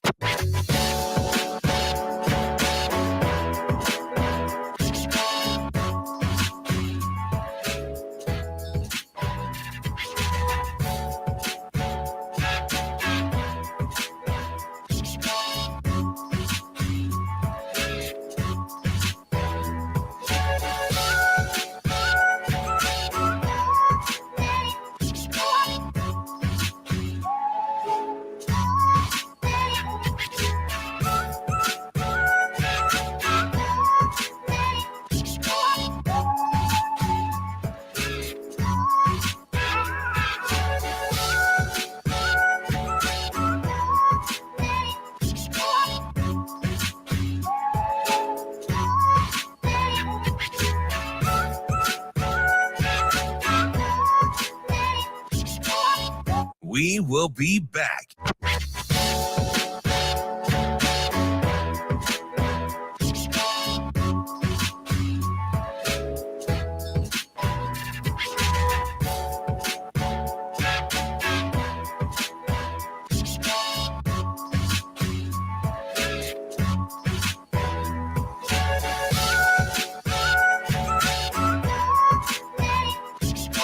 We will be back.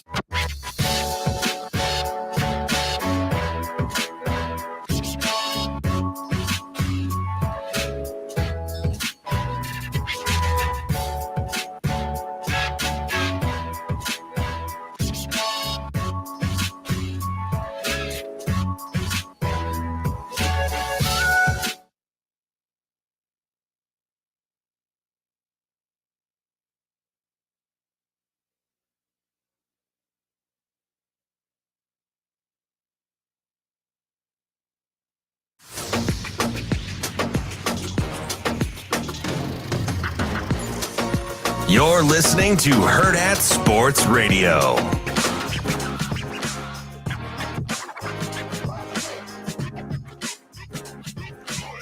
We're halfway through the show here on Drinksgiving. It's time. It's time. Let's time. Let's time out of what I was about to say and say it's time to get crunk. Sounds like Andrew's been partaking in Drinksgiving already. I swear this is water. Let's time. I don't know. Did they spike my little soda here? Yeah, every drink you get today actually has alcohol in it. Surprise! That's a real thing. We wanted to do some Thanksgiving themed segments here. We wanted to do best and worst Thanksgiving. And because everybody's got those stories, right? Where, you get that many family members in the same place. It's funny. I don't think I have very many worse, but my worst is I'll share a few things that I wrote down. Let's you want to start with best or worst? Oh, always with the best, because the worst are going to be funny. Yeah, my worst story is definitely my best story. So let's start with best. All right, so my best Thanksgiving memory, or at least moment, and you know what, my family is super close. Yeah, like super close, and we are really only ever to see my mom's side because they're in the state of St. Louis. Geez, you would think I'm drinking this morning. In the state of Missouri, while my dad's side is in Chicago. Okay, so when I'm going to Chicago this week, or at least Antioch, that's where Ashley's family is. Okay. So I won't see my dad's side there either because we'll be spending it with her family. But growing up, like my mom's side, all of my cousins are in a fantasy football league, so we talk about that a ton. Right, we watch Thanksgiving football together, which is fantastic. And even when we were younger, we used to have shinny hockey tournaments, like knee hockey. Okay. Do you remember that? I definitely thought you said something else, and I was like, I don't. Yeah, no, I had the ends in there. So you would play on your knees, and we would have tournaments downstairs, and then even with cousins that were closer to my age, we would create games, and it was just we created this hockey game where two people were goalies and could use their hands, but we were using this like soccer ball, but the two other people could only use sticks, and you had to throw it in the shinny hockey goal. It was, it's just those fun moments that are, kind of like stick out as core memories for me that, those are like the best for me, like going back to like when we were 8 to 10 years old and really didn't have like to worry about anything, like worry about being an adult, worry about going to multiple different places. It was like, no, we know we're going to one house, we're spending it with these cousins, and it's going to be great.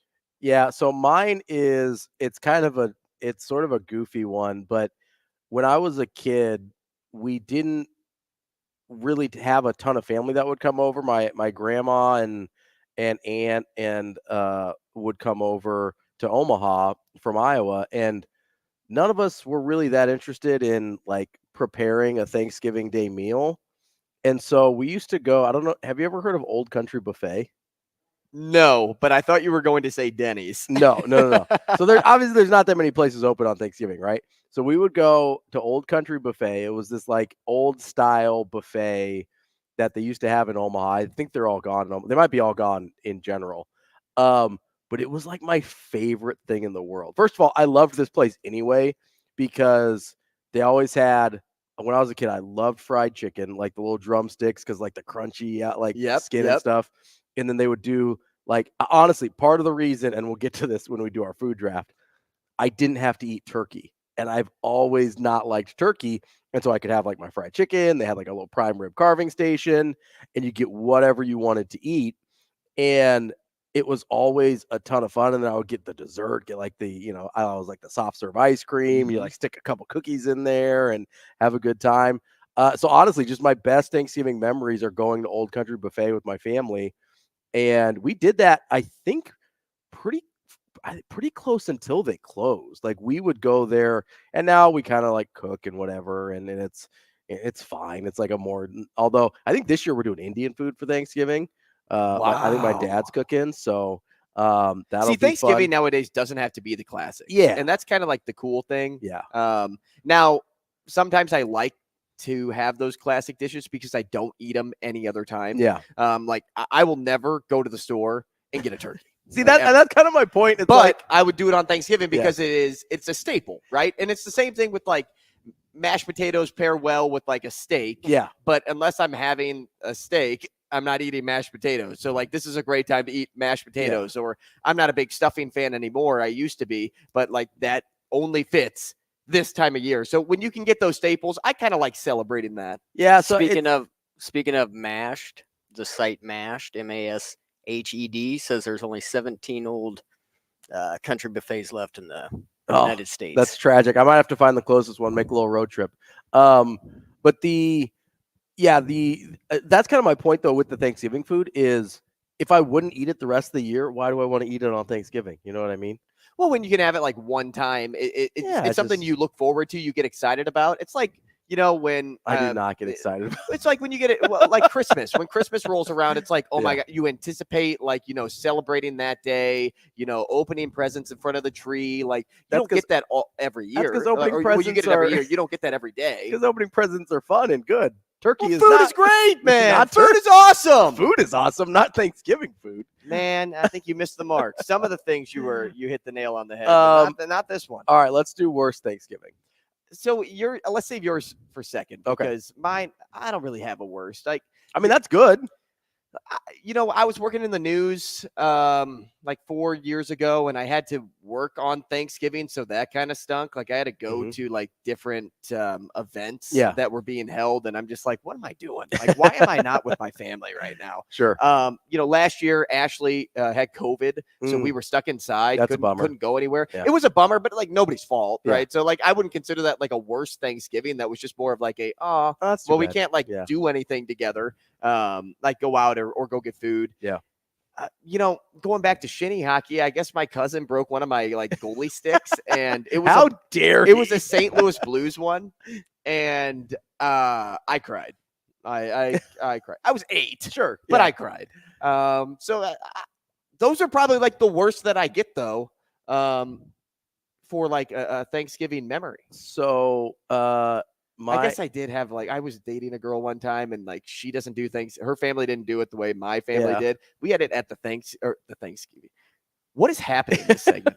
We had it at the dining room table. Yeah. And it was like they pulled up a chair for me, so that was kind of awkward. Yeah. And I'm like sitting there in a smaller chair, and like they're all having their conversations, and I can't relate to anything. And they didn't watch football. Like they didn't have a TV upstairs, so I couldn't even escape for that. That was maybe that was the worst Thanksgiving. That sounds rough. So mine is in the year 2003. It's a year 3000. That's a different thing. I was a junior in high school. We'd gone over to my grandma's house for Thanksgiving. This is in a post Old Country buffet world, so we're already off to a bad start. So the stomach flu had been running through my family that week. No. And obviously Thanksgiving's a big food holiday, so having the stomach flu is a little inconvenient to say the least. Especially if you're having Indian food. Well, so we weren't that year, but my grandma was making traditional Thanksgiving food. And so we go over to her house in Iowa, and for the most part, everybody's over it by the time we get to her house on Thursday. I hadn't gotten it. And I was like, oh man, I am in the clear. I was like, we had like the day gap, like everybody else is clear. I am good to go. I'm riding high. I'm feeling good about the situation. Get your flu shot? I am after this. So we eat Thanksgiving, whatever. We go back to Omaha, and me and my brother and sister are going to meet up with some friends to go to a movie. I still remember the movie. It was The Last Samurai. And I don't know why. There's nothing like Tom Cruise playing a samurai. Totally makes sense. And so we go to Barnes & Noble, because it's by the movie theater, to meet up with some friends before we go to the movie. We get to Barnes & Noble. I'm not feeling so good. Mm-hmm. Although the Barnes & Noble bathrooms are nice. They are nice. I found that out quite intimately here in a little bit. I go to the bathroom, and I'm like trying to, I feel like I just have, just drop a deuce a little bit, like maybe feel a little bit better. Go in, try and like squeeze something out. Still not feeling so good. I go back and forth to the bathroom like 3 or 4 times. Like my stomach's just not feeling good. You seem very hurt right now. And so I go to my brother, and I was like, man, we got to go now. Like we got to go. I got to go home. I don't feel good. And he's like, okay. So he's talking to our friends, trying to arrange how we're going to meet up or whatever after they drop me off at home. About 30 seconds later, I go back to my brother. I was like, we got to go now. I don't more than turn around from my brother, and I have the most violent vomiting incident that I've ever had in my life. I completely redecorated every journal that they sell at the Barnes & Noble. After I'm done, the manager comes up to me with a bag and says, maybe you'd like to throw up in this. It's like, it's all gone now, bud. I would have preferred not to throw up at all. We're done here. They had to replace all the shelves and carpeting in that section of the Barnes and Noble. Better out than in. That's a bad one. Yeah. Later that night, or later the next day, I watched PK Sam score a game-winning touchdown for Florida State against Florida. It was glorious. We will be back.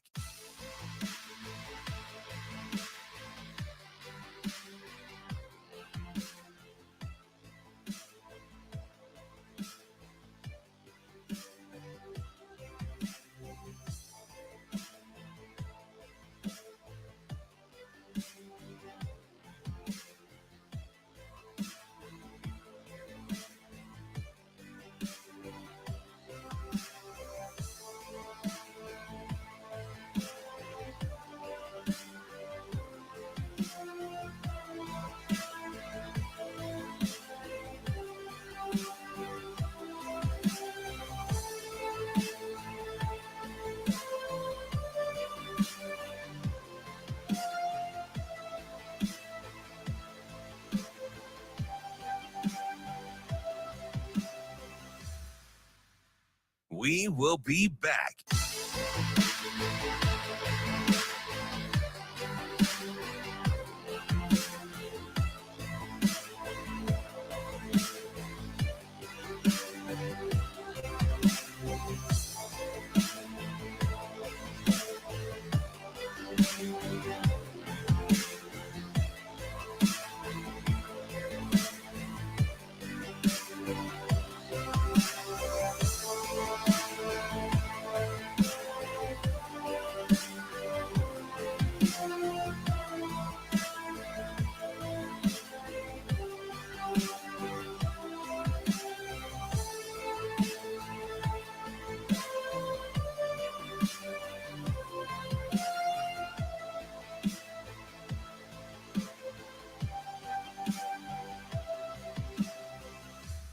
We will be back.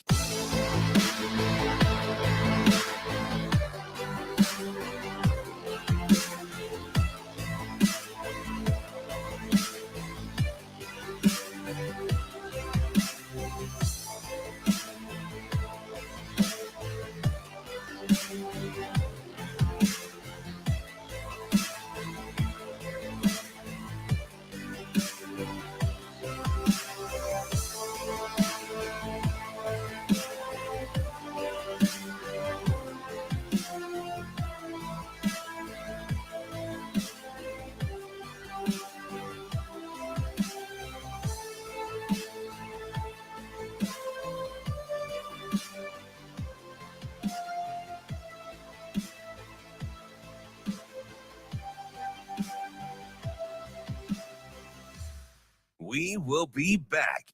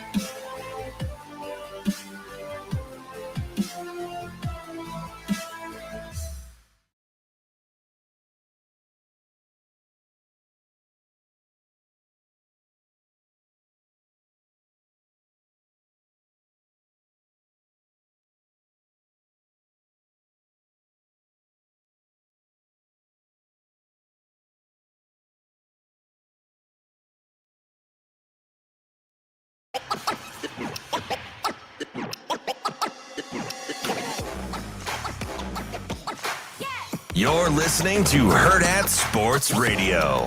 Now, Vegas insider, senior handicapper, and fan of the cold Budweiser bottles, Brian Edwards. It's got to be touchdown, touchdown, touchdown. Brian Edwards. I don't really love it. Brian Edwards. The way they're using the cream cheese to butter the bagel. Brian Edwards. I'm going with the cowgirl. Here is Brian Edwards.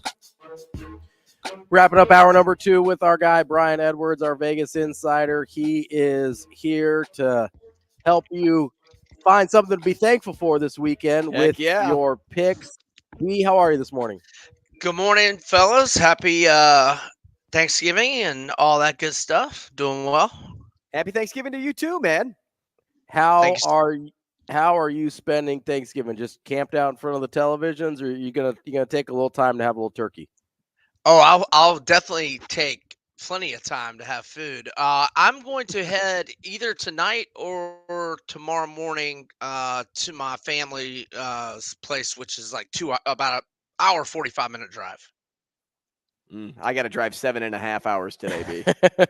Ouch. Yeah, not great. But I will be in some sports betting states. So that is a good thing because your plays that you give today will be placed. And we'll start with this one because we talked a little Tyrese Halliburton. Somehow, some way we got on that topic early in the show. And oddly enough, and this was not planned at all, you like the Pacers-Raptors game tonight, especially the over in that game. Yeah, I've been playing these overs religiously, and I'm so ashamed of myself. I did not last night because it was their highest total of the year by 10.5 points. It was 253 at Atlanta, but Atlanta scored a franchise record 86 in the first half, and it went over with more than 9 minutes left, and it was 157 to 152 for 309 combined. The overs hit in 10 straight games for the Pacers to improve to 12-1 overall, and their last 8 have been combined scores of 309, 244, 258, 263, 250, 252, 263, and 249. And they average combined scores of 254. And at last look, a half hour ago, tonight at home to Toronto, it was 238 or 238.5. So I like it over. B, let's move on to your Florida Gators. They are in their rivalry game against Florida State, but Florida State without Jordan Travis. I know you like the total play here. How much did Travis's injury factor into your decision, and is that maybe why you're staying away from the line? Well, look, Tate Rodemaker, he took my money last year. It was either on a Thursday or Friday at Louisville. Jordan Travis got hurt, and I had Louisville, and they were like winning the whole game. And Tate Rodemaker threw 2 fourth-quarter touchdowns to Johnny Wilson. So I was impressed by him, but more than anything, playing the over here, first off, it's a very low total of 50, and the over has hit in 7 straight for Florida, and the last, let's see, 1, 2, 3, 4, 5, the last 6 combined, combined scores have been 52, 80, 63, 75, 87, and 64, so obviously over 50, and really 52 was the only one that was even somewhat close. The rest of them have been 13 points over, and the over 7-4 overall for FSU. And Florida's defense, no bueno. Florida's games averaging combined scores of 57.5 points per game. And I thought Max Brown, obviously we got backup quarterbacks for both teams. I thought Max Brown looked pretty good last week. Now, he had the fumble in the red zone. I think that was his first drive. But after that, 4 of 5 for 56 yards throwing it, had 42 rushing yards on 7 attempts. So he's an athletic guy. He plays baseball for Florida, so he's fast. And, I think we're going to get plenty of points.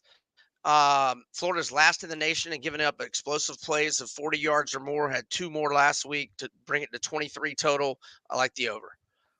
Now, B, the next big game on the college slate, at least on your picks, is LSU A&M. And this one's interesting to me for a couple of reasons. You talk about no bueno defenses. That is LSU.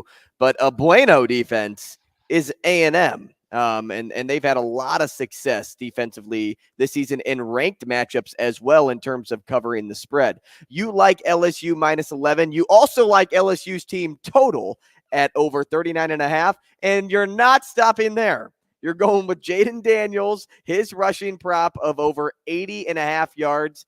Couple of questions. One, why LSU with knowing how good defensively A&M is, spread reason-wise? And 2, are you on Jaden Daniels because his stats right now are sort of kind of implicating he'll be the Heisman? Well, definitely a part of it with the Jaden Daniels rushing yards prop to go over 80 and 1/2 is the fact that I don't think, he's going to be getting yanked, whether they're winning big or not. And they may not be winning that big. But, last week, they left him in pretty late. I forget how late they let him in, but obviously he had 8 touchdowns. So he got plenty of playing time in a blowout.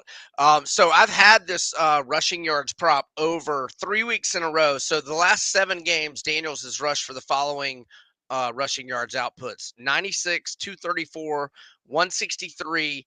Now, he only had 6 against Army in a 62-0 game. I'm not sure when they took him out in that game. And then the other 3 were 93, 130, and 99. So he's had 96 or more in 6 of the last 7 games. And so that's, why I'm taking the over on that. Now, in terms of LSU, I just think A&M's mailed it in. We don't know if Max Johnson's going to play. They've been using a third-string quarterback back-to-back games, but it was Mississippi State at home without Will Rogers, and it was Abilene Christian. So I just think LSU's playing well. Now, their defense is not good, but I look, A&M gave up 38 to Ole Miss. I think LSU's got a better offense than Ole Miss. I question where, the motivation, toughness, heart, chemistry, all that is for A&M in a lost season. And so I like LSU minus 11, and I like LSU's team total over 39.5. Now, let's also remember the Aggies gave up 48 at Miami as well. And, LSU, number 1 in the nation, total offense, scoring, averaging 46.8. I think they'll get to at least 40. I'll take it. B, let's move over to the NFL. You've got a pick 'em between the Saints and Atlanta. Where are you leading there? I like the Saints here. They've won 3 in a row in the rivalry, 6 of the last 7 head-to-head, and 9 of the last 11. Atlanta's lost 3 in a row, both straight up and ATS, despite the fact it was facing opponents who had quarterbacks making their first starts of the season for that team. And Dobbs did not make the start. Remember, Jaron Hall got that before he got a concussion in that game. But how Arthur Smith is the coach of this team still is perplexing. The Falcons, their last 6 is a favorite, 0-6 ATS. Now, I know it's pick 'em at some places, and regardless of the role, Atlanta mired in a 1-8 against the spread slump. I think the Saints win.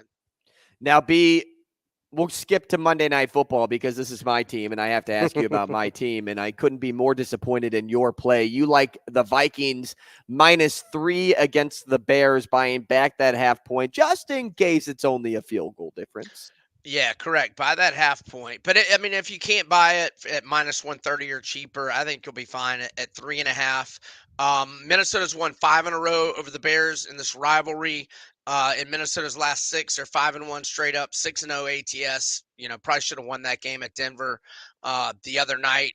In 3 games of Minnesota, Dobbs, 4-1 TDI&T ratio, also has 3 rushing touchdowns, 131 rushing yards. The only home game with Dobbs, they led New Orleans 27-3 midway through the third, held on for a 27-19 win. The Bears 1-5 straight up on the road, and those 5 defeats by margins of 10, 31, 17, 7, and 5. So yeah, give me Minnesota minus 3 or 3.5. All right, B, let's get through a couple more here. You got Titans minus 3.5 versus the Panthers. A couple of teams that are not playing great this year. What are you thinking there? Yeah, so the Titans, somehow they've only played 3 home games this year, but they're 3-0 both straight up and against the spread at home, whereas Carolina winless in 5 road games, 0-4-1 ATS. So really, that's most of it right there. The Titans have beaten the Chargers at home in overtime, beat the Bengals by 24, beat the Falcons by 5. Will Levis, his only home game, 4 touchdown passes without a pick. And in how many starts has he got now? Either 3 or 4. He's at got least 3. Yeah, 6-2 TDI&T ratio. So I like the Titans at home. Again, if you can buy the half point to 3 at minus 130 or cheaper, I'd do that. If not, just go with 3.5. B, you like the Eagles minus 3 against Buffalo. This game's interesting to me because it seems as though this could really easily become a statement win for Buffalo. Does it not? It could, but they're 1-3 straight up and ATS in 4 road games, and they also went to London and lost to the Jags. The Eagles have won 4 straight, 3-0-1 ATS in that stretch, whereas the Bills, whether home or away, they're in a 1-6 ATS slump. They're 3-4 straight up in that 7-game stretch, but the wins at home to the Giants had no business winning. Beat the Bucks by 6, but that Hail Mary could have been caught by Tampa. And so I'll go with I take Philly -3 at home to anybody in the NFL. Certainly the Bills who are struggling. I don't think a win over the Jets at home really rights the ship in my mind. Well, B, we're just about out of time here with you, but I want to say happy Thanksgiving. We appreciate all the time you give us, and hope you enjoy your holiday. And we'll talk to you next week, okay? Y'all as well, fellas. Thanks. Happy Thanksgiving. Thanks, B. That's Brian Edwards on the Warhorse Sportsbook Hotline. We've got hour number 3 coming up next.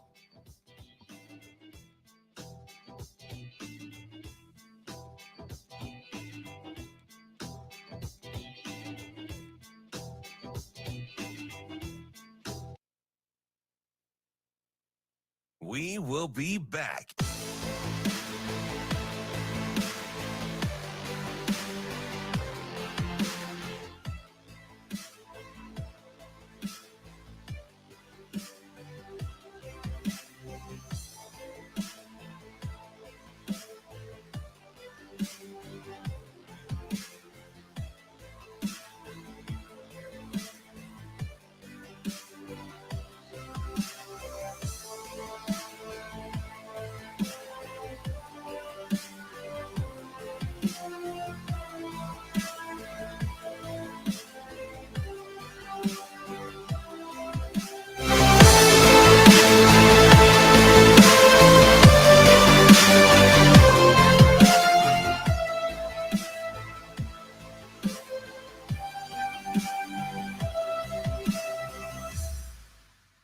We will be back.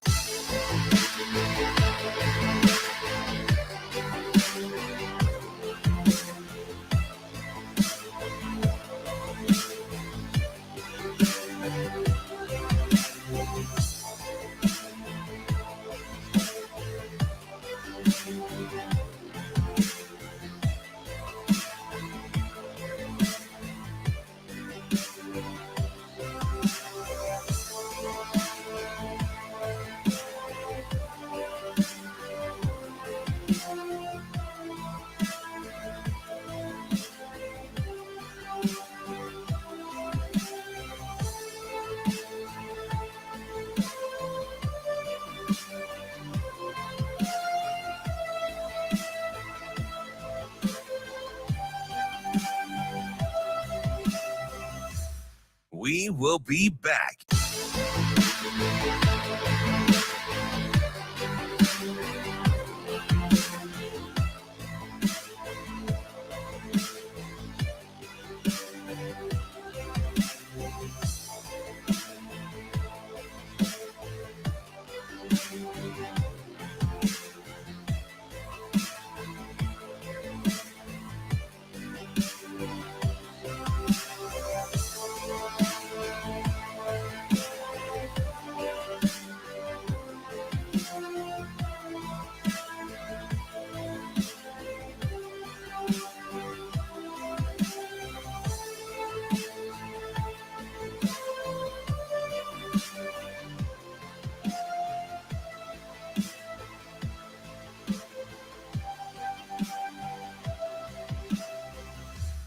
We will be back.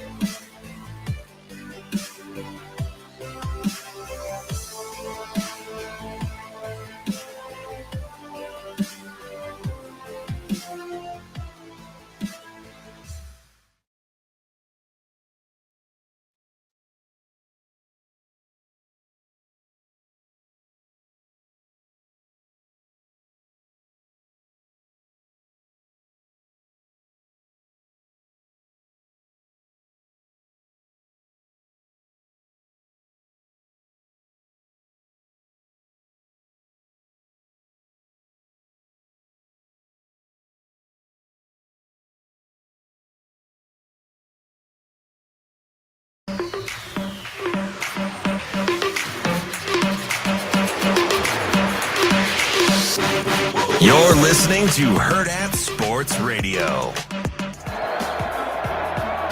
Starting out inside the 15, Thompson is going to launch it deep downfield, right in stride. Trey Palmer is gone. Touchdown, Nebraska. We just want our players to go out there and fight. 7th play of the drive, they've all been on the ground, but Nebraska's defense ready that time. Big Ty Robinson at 315 pounds in there for the stop. The best thing we can do is just model what it means to be a Lion out there. Iowa 1 for 4 today on 3rd down after a bobbled snap, but now it's free. And it's picked up by Garrett Nelson. Second forced turnover by this Nebraska defense. Those guys are learning by fire. You know what I mean? Looking for the end zone. Wide open, caught. It's Palmer again. His second of the half. Then you're cooking with gas. Padilla pressure. Taken down. Caleb Tanner came off the edge and got him. Bushini, who had just a 29-yard punt last time. Oh, it's dropped. Oh, my goodness. It's recovered by Nebraska. Alante Brown jumped on it. I mean, it was gold. It was absolute gold. Thompson was looking that way.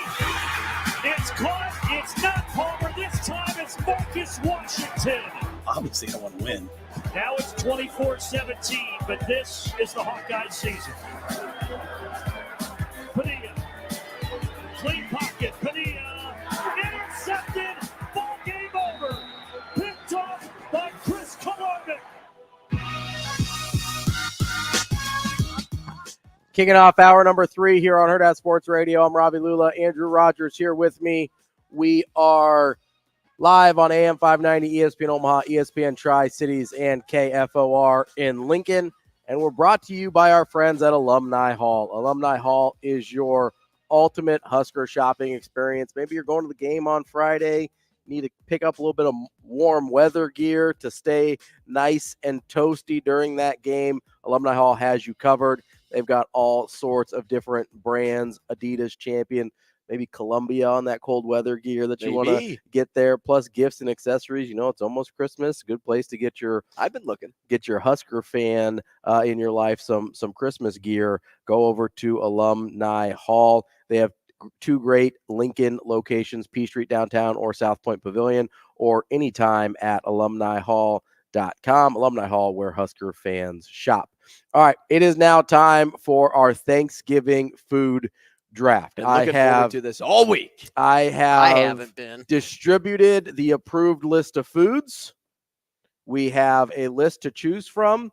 The draft order is myself. We did a random name generator. I came up first every single time. What a bunch of garbage. So the universe wants me to go first. And who came up last every single time? Not every time. Not every time. I did run it. time. I ran it 5 times, and Shane was last 3 of the 5. What a bunch of garbage. Andrew's going second. Shane is going last.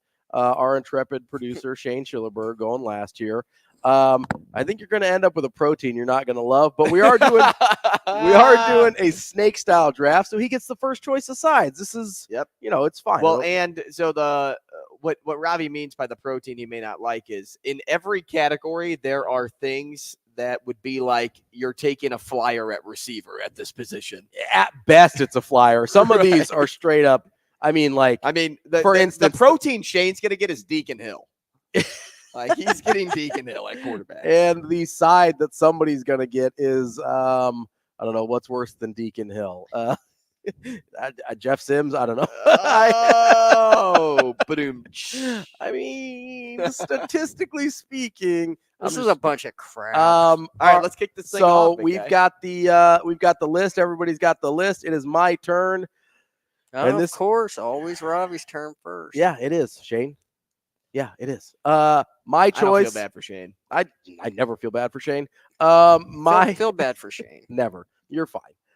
My choice, controversial as it's going to be, is ham as my protein. I very much dislike turkey. I'll take it. I have no interest in turkey whatsoever.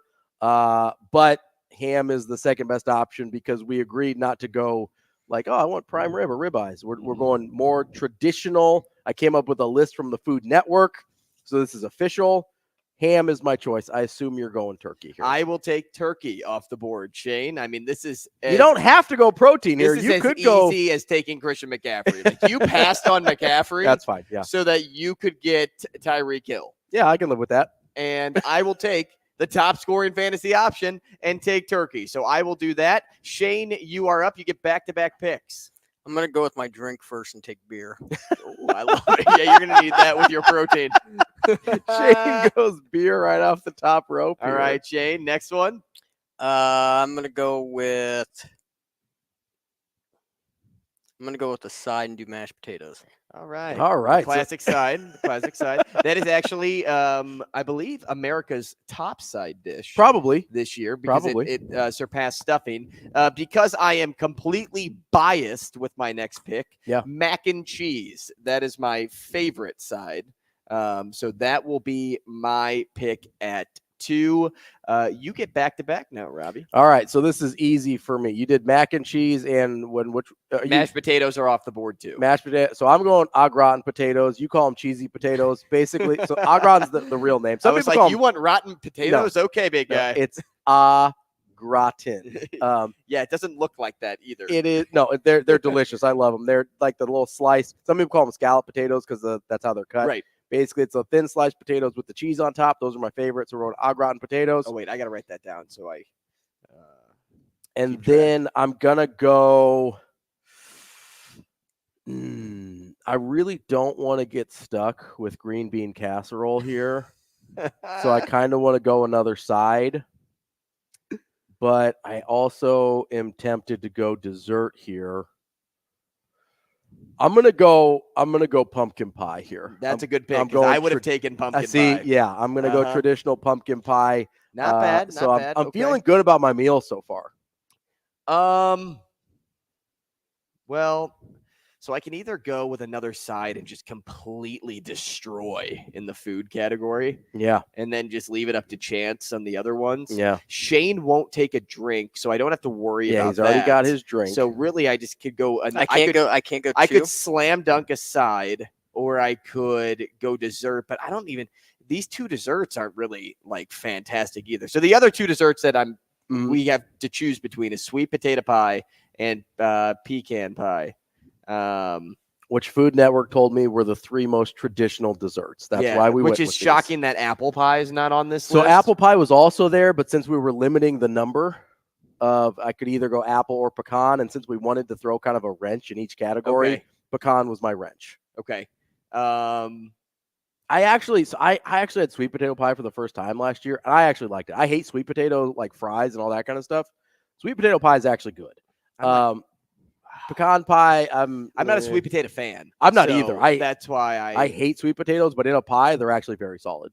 Really? Yeah, it shocked me. I genuinely was stunned. See, I'm not even going. It might just be because my wife is a professional pastry chef and she made it. That could be. That might be. That could be it.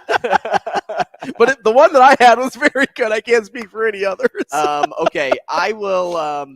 I'm not like excited about this pick, but I think it's good enough. Like if we posted these on social media, that people would like. You're side just with trying mine. not to get roasted here. I'm gonna go stuffing.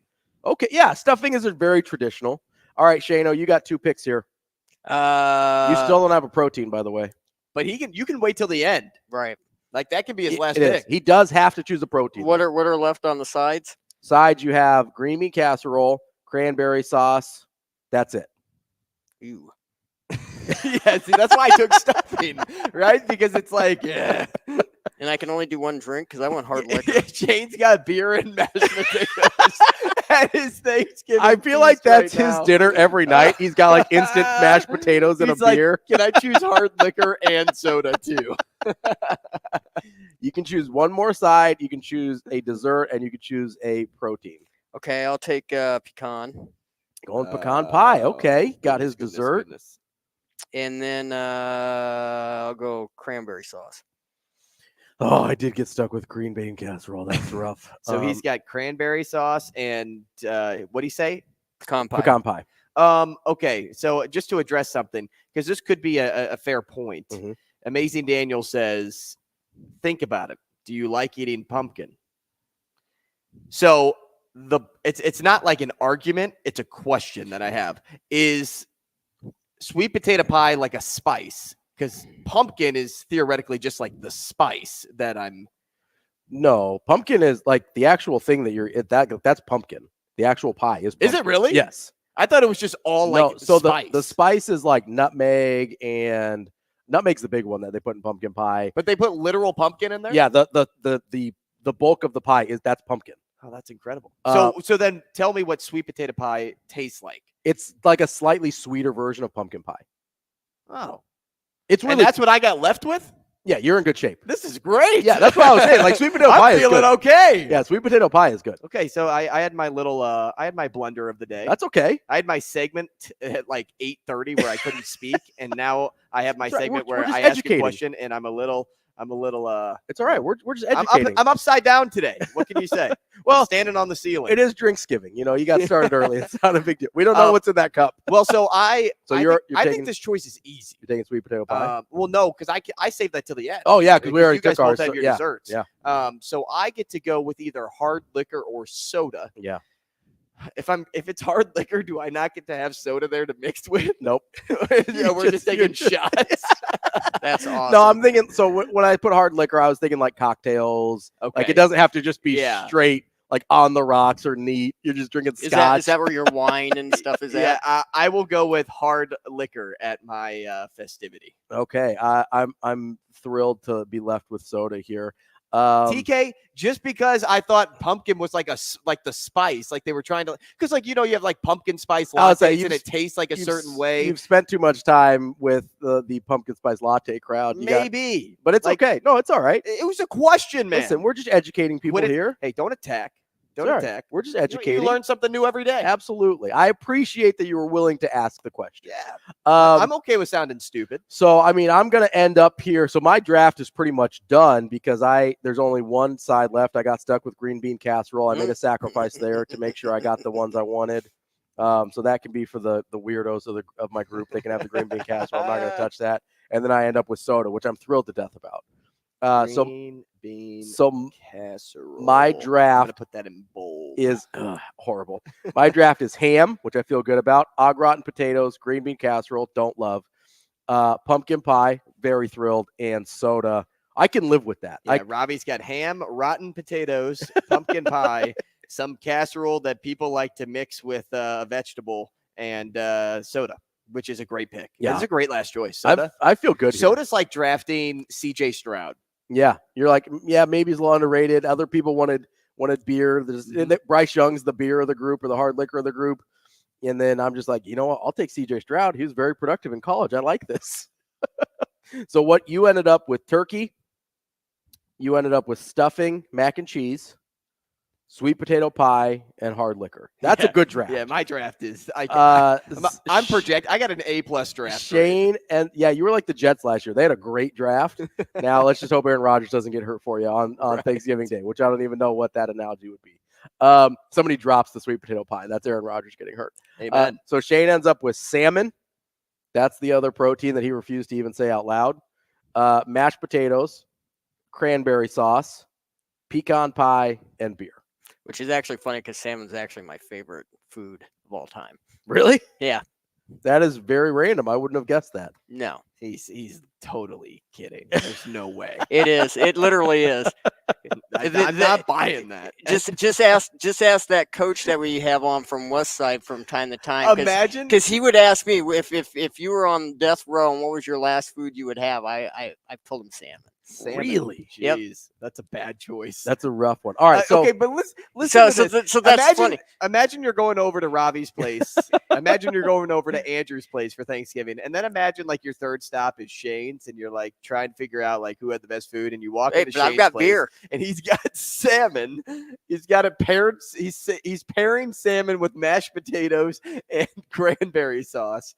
You got a little bit of pie, some pecan pie, or as Shane would say, pecan. I know you can say it either way, and beer. I'll trade whoever's got stuffing. I'll take the stuffing. I'll trade you. I'll trade you stuffing for mashed potatoes. No. I'll trade anybody green bean casserole for anything. For a bag of chips. All right, hold on. So since we got a little time here, the other two people can vote on whether it's traditional or not. But let's give everybody a wild card pick here. Sorry. Corey just put, if I come over for Thanksgiving and you have salmon, I'm leaving. That's awesome. I'll make sure I have it. So you do leave. Listen, a lot of people will have salmon as like a secondary protein. Who has that for Thanksgiving though? Apparently, people at Food Network, Shane. Yeah, I actually think it's an East Coast thing. I think there's a lot more people on the East Coast that do like seafood as like a secondary option. Like the ones that are like literally on the coast. Yeah. Oh my goodness, I'm dying. Yeah. And I can laugh at that because I already looked like an idiot. Corey also get sweet potatoes the F out of my Thanksgiving. Yeah, exactly. Dude, I don't like sweet potatoes. Sweet potato pie is good. Like that is legit here. What the heck is pumpkin puree? That's basically you puree the like inside of a pumpkin, and that's the stuffing. Interesting. Yeah. So maybe that's why, because I'm so used to getting it out of a can that it doesn't look like pumpkin. TK actually pointing out a really good thing there. He tweeted about today. Today is the 22nd anniversary of the iconic Creed performance at the halftime of the Dallas Cowboys game and Thanksgiving. So I just wanted to shout that out. I think Mr. Nielsen also tagged you in that. He on did. Social media. Yeah, people know my brand, and my brand is Creed. No, but let's do a wild card pick for everybody here. So get your thinking caps on. A wild card pick. Yeah. So you can anything. Let's leave protein out of it because we have our protein set. So side, dessert, Shane's like or drink. Mumbling under his breath. Oh, he loves salmon apparently. I do. Shane's a party of one. Okay, so it's just anything. Just anything you want, any wild card. But if it is too non-traditional, the other two people can veto your pick. So if I'm like, you know what? Do you get a follow-up pick or no? Yeah, you can follow up. That would be interesting. You get to try again. that would be very interesting. You get to try again here. But okay. So I like if you were to go, I want a side of crab legs, like Ken said. Like we're not doing that. That's not a thing we're doing here. So for me, I think the direction I would go. Do you get to go first? No, Shane should go. Shane should go first because I went first last. So Shane, you go. Do you want to go first? Do you have one ready? Shane, your wild card play. My wild Who's card. the rookie you're drafting? I'm gonna take another drink. You better be drunk. I would say Shane. Yeah, with the meal that you put together, you're gonna have to drink your dinner. I'm gonna go with wine. Okay, that's actually a good pick. Wine's a good pick. So he's got beer and wine. Yeah, he's gonna have a good time.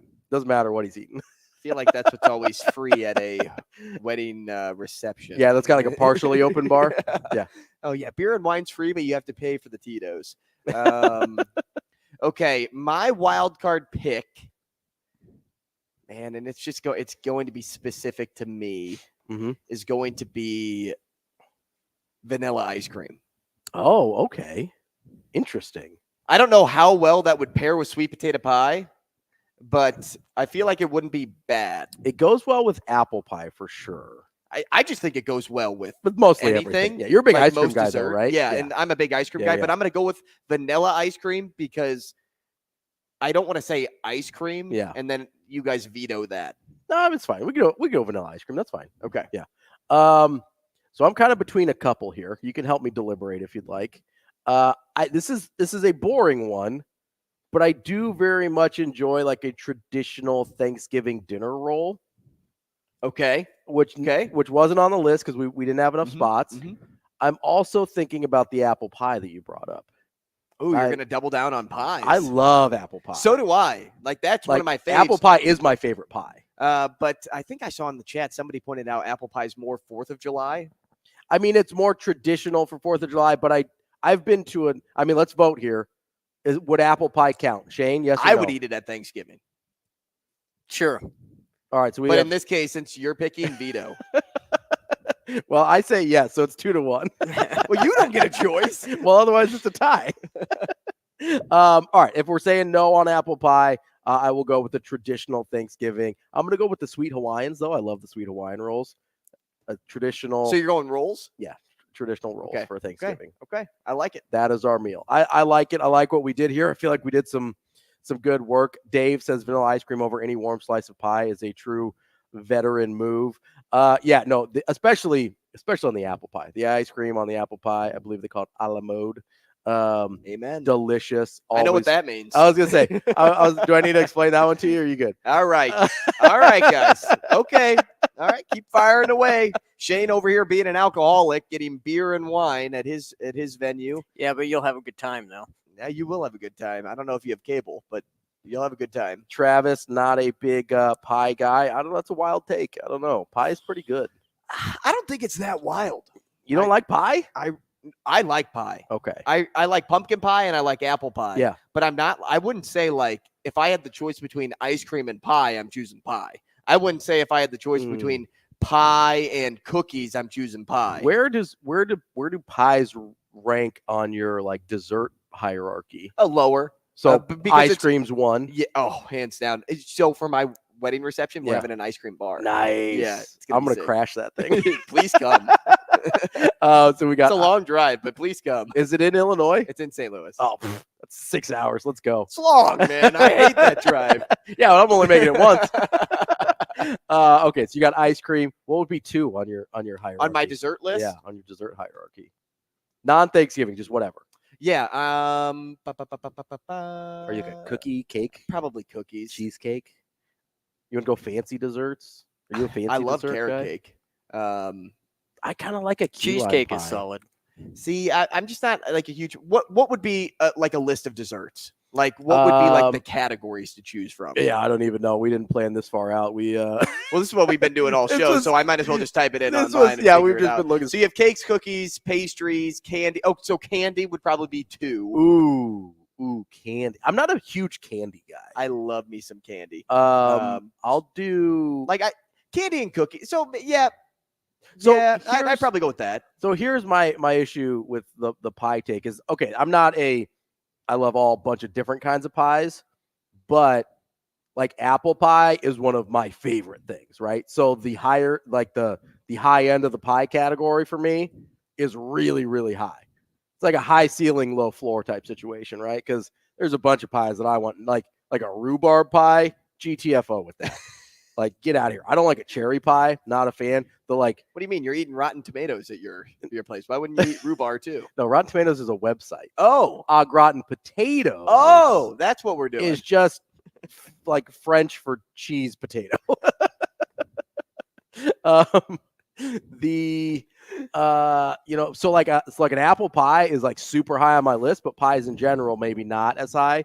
So I'm having a hard time here. Okay. Obviously, we've talked about my creme brulee obsession before. Ooh, yeah. What place did you say is? V-Mertz. Oh V-Mertz? gosh, yeah, it's downtown in the passageway. I'm starting to think you're making things up. Dude, Au gratin. No, V-Mertz. I'll send you a link, man. It is, phenomenal. I like to drink it with a little Grand Marnier for a little after, or a little Tawny Port, a little after. You after have to dinner go over wine. to Andrews because he's got the hard liquor. I do have the He hard does liquor. have the hard liquor. That's true. So I have all hard liquor. although too. I could go to I could go to Shane's and give me a little wine, so we'll be all right there. But yeah, if you want to go like specific desserts, the creme brulee is like way up there. Okay, so here's something that could be interesting because Dave makes a comment that says anything lemon is elite. So like if there was something just like niche to you, what would it be? I'm because probably, I would say most people wouldn't like get excited about lemon bars. see, I'm with Dave there. I love lemon bars. Maybe they will, and I'm just I the love. outcast. Well, I don't know. I love citrus though. So like orange, lemon, lime stuff. But lemon bars are one of my favorite desserts. So Dave is. I'm feeling Dave on that one. I don't know if I have like a crazy like I like this and nobody else does. Yeah, I don't know. What are we doing next? Oh, what are we thankful for? Oh, I'll tell you what I'm thankful for. Coming up next on Hurrdat Sports Radio. We will be back.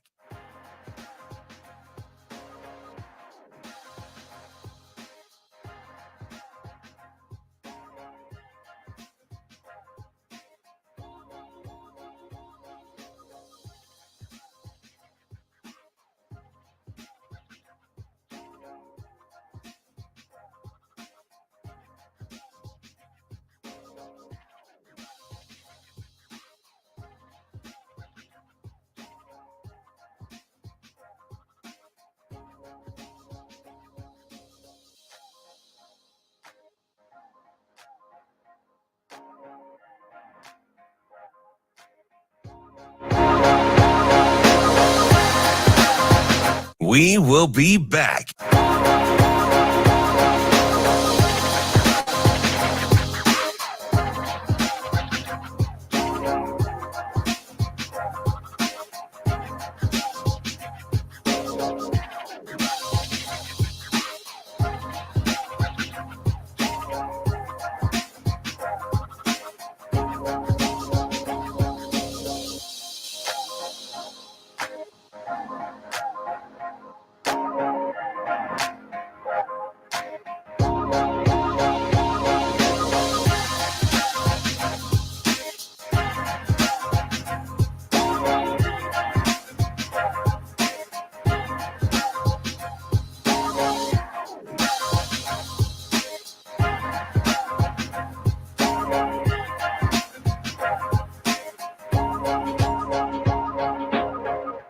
We will be back.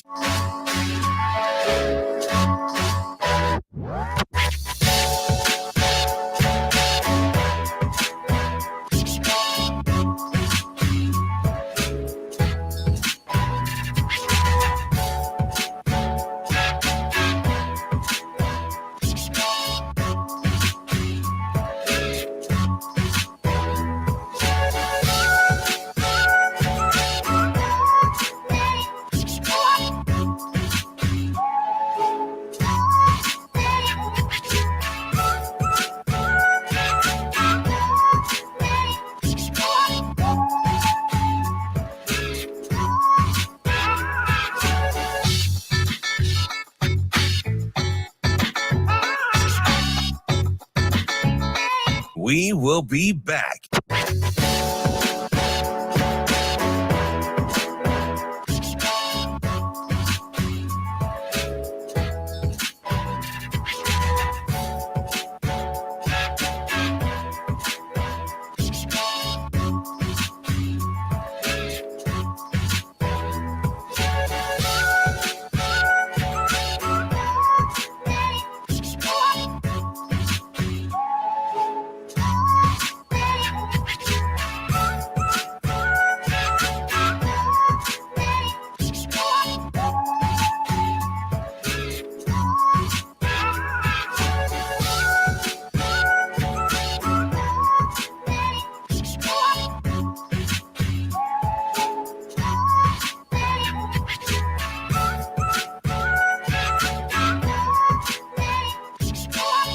We will be back.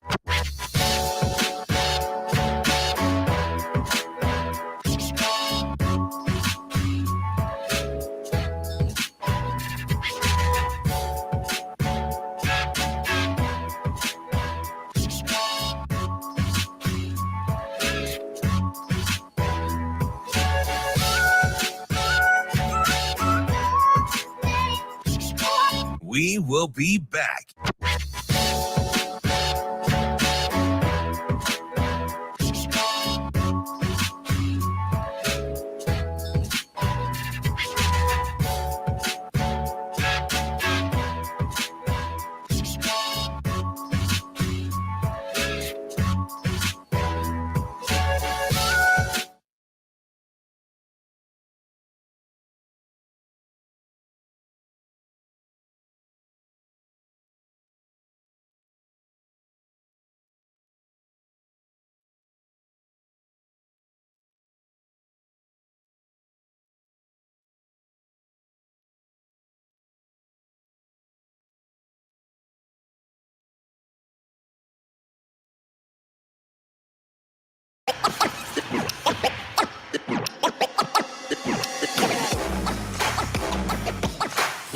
You're listening to Hurrdat Sports Radio.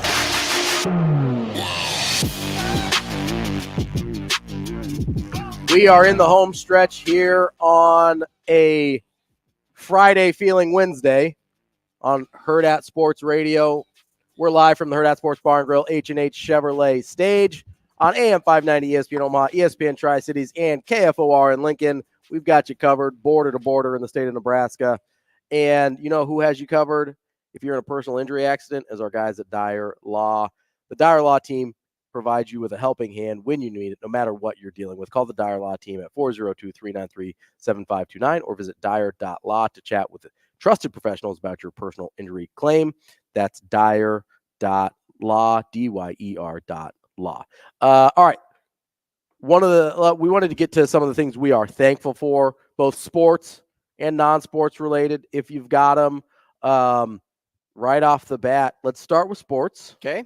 Start with the sportsy ones. Do you have one? You ready to roll? Well, you want to go first? I should start off by saying I'm thankful for the people in our chat. Yes. And those that listen to this. I love our YouTube channel. Like, it's a little unhinged sometimes. I mean, I just told TK and I explained myself during the break to Ravi because he's looking at me like, man, you're such a dummy. Like, you are such a dumb donkey. And I'm like, well, hear me out. Okay. Because the way I thought about it was like watermelon gum. Okay. Like, watermelon gum doesn't actually taste like watermelon. It's just what somebody like said watermelon tasted like. Yeah, or like strawberry flavored things don't taste like strawberries. And so like when I thought of pumpkin pie initially, I thought because it's just pasty. There's no chunks in there, and like with sweet potato pie, like obviously you mash it so it can become a puree. Mm-hmm. So with that, I was just like, maybe pumpkin pie is just what somebody thought pumpkin tasted like, and then convinced everybody else that's what pumpkin pie was. I owned my stupidity, but at least I had like an ounce of understanding there. I think there was like that was resting on top of a mountain, and I could at least reach it. No, I understood how you got there. I was surprised by the question, but once you explained it, I was like, oh, I understand how you got there, and it made sense. And also, pumpkins and sweet potatoes look a lot different, so it's like I understand that maybe you just never really thought about it, and you're like, oh, I didn't really. It's not like you're one of those people that like doesn't realize steaks come from cows. They don't. Oh, sorry. But no, we are thankful for not just our YouTube chat, which we love you guys in there, but everybody that listens to the show. We really appreciate your support. Obviously, all of our terrific sponsors that support us as well. And everybody back at the Hurrdat Sports team that supports the show. Yeah. Just really thankful, not to get too sappy here, but honestly, just thankful for the opportunity to do this thing that we really love doing. That's, fun and goofy, and just hanging out with people. A ton of leeway to just talk about whatever we want. And I mean, we did a food draft like 10 minutes ago. Like, it's a sports show kind of, and we just appreciate everybody that comes along for the ride and appreciates what we do. Because it's a ton of fun, and we wouldn't be able to do it without you guys. I also will say, because you asked me about sports. Yeah. One thing that like I'm super thankful for just in my life is being able to have the opportunity to experience like so many games like in action. Sure, yeah. And also because of the job, being able to like get places that I was never able to go before I was in this role. Sure. So what I mean by that is like on the sideline, right? In teams' locker rooms, in media rooms, things like that. It's something that I don't take for granted. And, my love of sports came from, the Cardinals and the Blues back home. And something that a lot of people like don't like get to say too often is I've gotten to witness like professional team championships at all three levels. Sure. In Missouri. Like the Blues won a Stanley Cup in my lifetime. The Cardinals won a World Series, and the Rams won a Super Bowl. Now, I was young when the Rams won a Super Bowl, but I was like still like, aware alive. I was alive for these things. And I think that's just like really cool. I don't think that's something a lot of people can say. Yeah. Now I wish I had a little bit more like remembrance of the Rams, because I remember of the Rams is playing video games growing up. Sure. Like NFL Blitz with Kurt Warner and Marshall Falk and Isaac Bruce, dude, Torrey Holt, Isaac Bruce, Oz so Hakeem. good. Yeah, like that team was Don't forget about Brandon incredible. I just wish I like remembered more of that season, because I think I was way too young to even like explain to you really anything. But the tackle, like going back and watching the tackle against the Titans, all of that is just, you just don't take moments like this for granted. And I can't wait someday to do that for my kids. Sure. Yeah. This is going to sound super cheesy and prisoner of the moment, but I'm okay with it.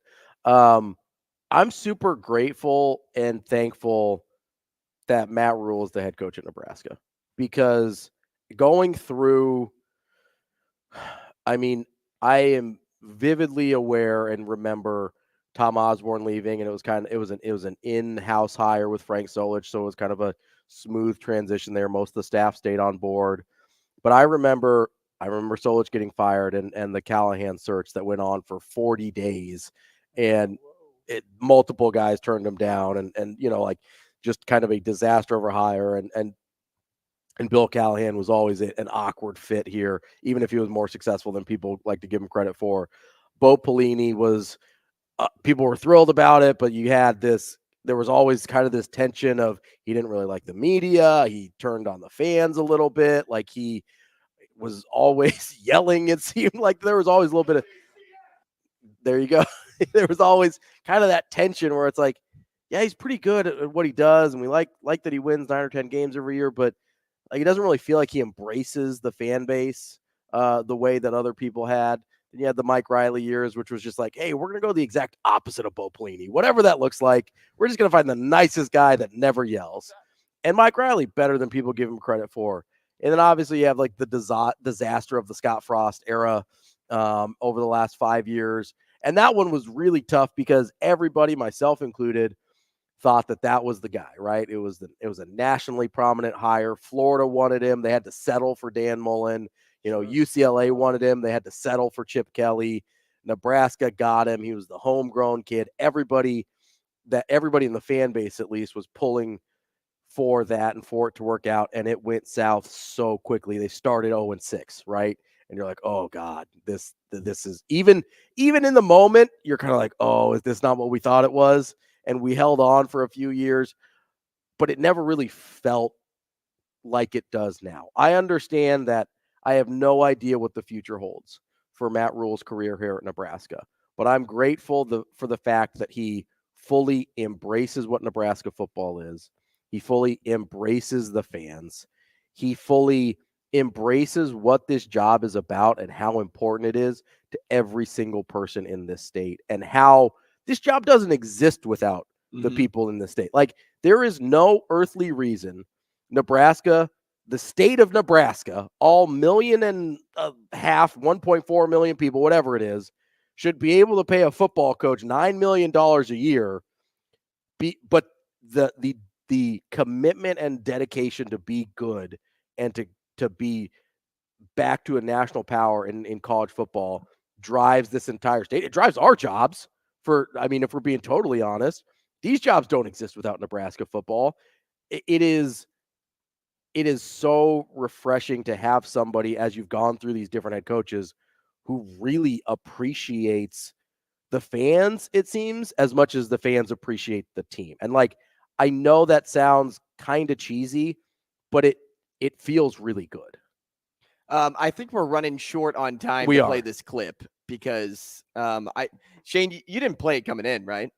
We can play it at the top of the next one. How long is it? It's about 1 minute and 40 seconds. Okay, yeah, we can play it at the top of the next one. We'll play it at the top, but before we get to our picks and stuff. There's a moment from somebody's Thanksgiving meal, and part of me is like, is this real? The more I watch it, I'm like, oh my gosh, this seems like 100% real. Yeah. The moment of the kid flipping out over Thanksgiving with his dad, and his dad being sarcastic to him and not treating him right, so he flips the table and ruins Thanksgiving. That video surfaces on my timeline every year, and I chopped it up so we can play it for our people, because there are things that I'm sarcastically thankful for, like McDonald's Coke. Yeah, like I'm very thankful for that. Delicious. I'm the thankful best I'm Coke not the turkey. I'm thankful that the Cardinals stick to who they are and sign 2 ancient pitchers this offseason. So I'm really thankful for that team. Yeah. But yeah, that video is arguably one of the funniest on the internet. On the internet. So that's internet gold. We will get to that at the start of the next segment. But real quick, I do want to say we're also like I said, we're thankful for all our sponsors. Dingman's has been with us forever. We love our friends at Dingman's. 4 great Omaha area locations. 18 years running, first place best of Omaha. 25 years in Omaha. Family owned and operated. Whatever you need with your car, whatever make and model, they've got you covered. And part of the reason we love them, like what I was saying with Matt Rule, they invest back into the community. They don't just count on you for business. They invest back in the places that we live and work with their give back program for every car repaired. Go check out dingmans.com for more information. Wrapping up the show coming up next.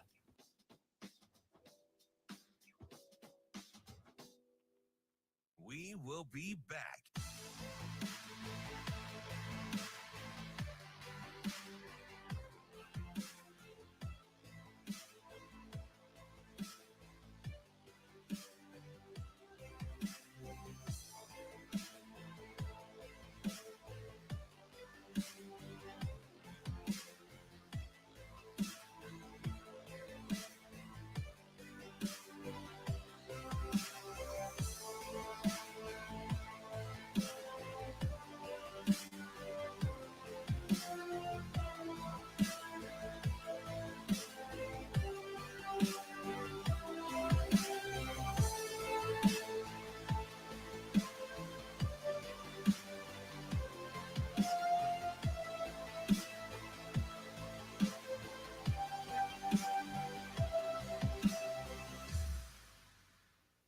will be back.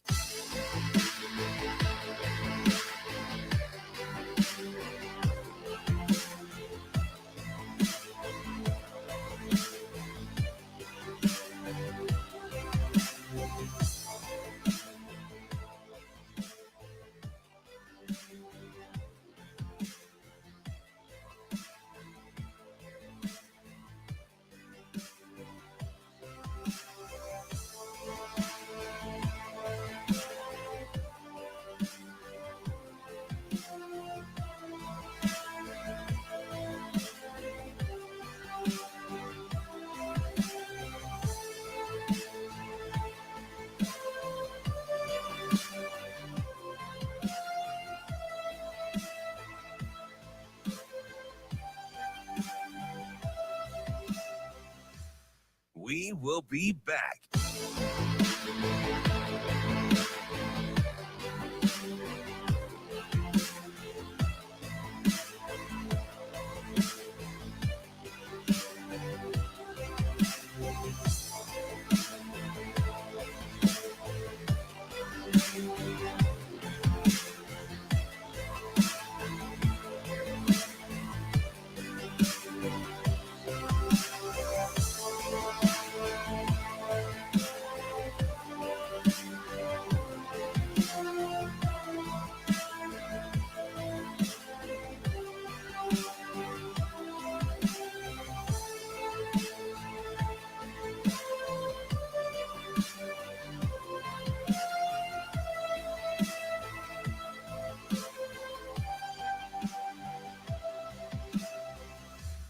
We will be back.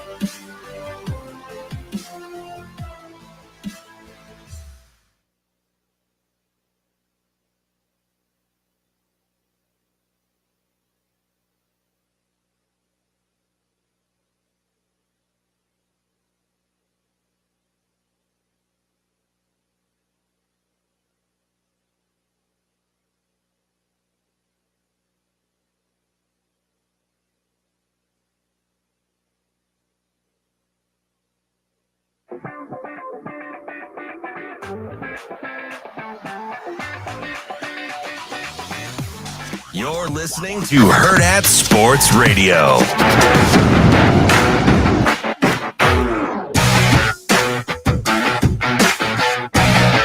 Wrapping up the show, wrapping up the week here on Hurrdat Sports Radio.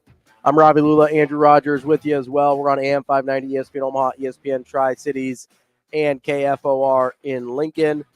Want to tell you about our friends at Warhorse Sportsbook. They are the best place in Nebraska to place your sports bets. You can do it at the casino in Lincoln or at Horseman's Park here in Omaha. You can place your bets on nearly every major sporting event. You can do straight bets, parlays, props, live in-game bets, all accepted. Visit warhorsecasino.com/sportsbook or get the Warhorse Casino app for details and the full list of house rules. Warhorse Sportsbook, no bets, no glory. Shane, you want to play that clip that Andrew was talking about? Jesse a job come Monday morning. Amen. Amen. Amen. Yeah. Amen. Real funny, Dad. Made me look like a stupid idiot in front of the whole family. It wasn't funny. It was You do this all the time. I know. Sarcasm makes me look stupid. Could you Why just say something Look. that you're thankful for? I'm grateful for the food. I think it looks good. Walmart does a bang-up job. I love it. It looks so good. And I'm grateful for video games. If we're being honest, and I'm grateful for Halo came out recently, and I look up to the Master Chief. He's kind of my hero. I love him. Not that anyone would understand. And I'm grateful for Mom for buying me a new Xbox One after my of a dad destroyed it. So you don't appreciate it? Threw her under the bus. You don't appreciate it? Oh, sorry. Did I put you in the spot there? Did I make you look embarrassed? What the hell? If you're not going to act right around there, be part of the family. You want to make a scene during Thanksgiving? Yeah, really? I do. Because if you don't want to be part of the family, then get out. You're not part of the family the way you act. Oh, boy. I'm not part of the family? No. You don't act right, you're not part of the family. Oh, my God. Oh! You threw turkey at me? Don't blow up. Oh, my Lord. And you're filming? God! I'm so done! Yeah, what's the matter? No! I'm done! I'm done! I'm done! And I hope you got your great Thanksgiving video! What a great family this is! I'm thankful for it. You. What a walk-off. Oh, man, that's what you reach for, right? When you look for best and worst Thanksgivings, like that's both. Yeah, right? that's nobody can ever come close to having both the best and worst Thanksgiving. That is one video. That's a great way to wrap that up. That is the full spectrum of Thanksgiving experiences right there. It reminds me of the Sopranos episode where and it's in season 6. I can't remember if it's in part 1 or part 2, but where the family gets together and they're playing Monopoly and it gets out of control and they're throwing the board at each other. Next thing you know, Tony Soprano's got a hotel shoved in his forehead. It reminds me of that. Kind of reminds me in tears. Like when the dad throws the turkey at the kid, it's hilarious. Like, I mean, it's like throwing a medicine ball. So that is that's the pinnacle of Thanksgiving YouTube. Yeah, that's what I'm thankful for that moment right there on this show. Let's get to our Thanksgiving picks. We just told you about our friends at Warhorse. We've got some props that we wanted to get to for these Thanksgiving Day games. Andrew, take it away. So the first game on the docket is Green Bay, Detroit. Okay. And I'm actually favoring the 2 running backs in this game for Detroit. And here's why. David Montgomery, I like him to score and rush for over 66.5 yards. Since returning from injury, he's scored in back-to-back weeks. Also has scored in every game this season but one. So David Montgomery, slot him up as a touchdown scorer. And plus he had, the last time he played Green Bay, he had three touchdowns against this team. Anytime that D-Mount seems to touch the rock, he averages by game's end close to 70 yards. Mm-hmm. So that's why I like his rushing prop there. I also like Gibbs, and people may question why I like Gibbs, but I like Gibbs's receiving yards. Okay. Over 28.5. Even with D-Mount back, he's getting his touches. It's looked closer like a split workload than most expected. And he's just,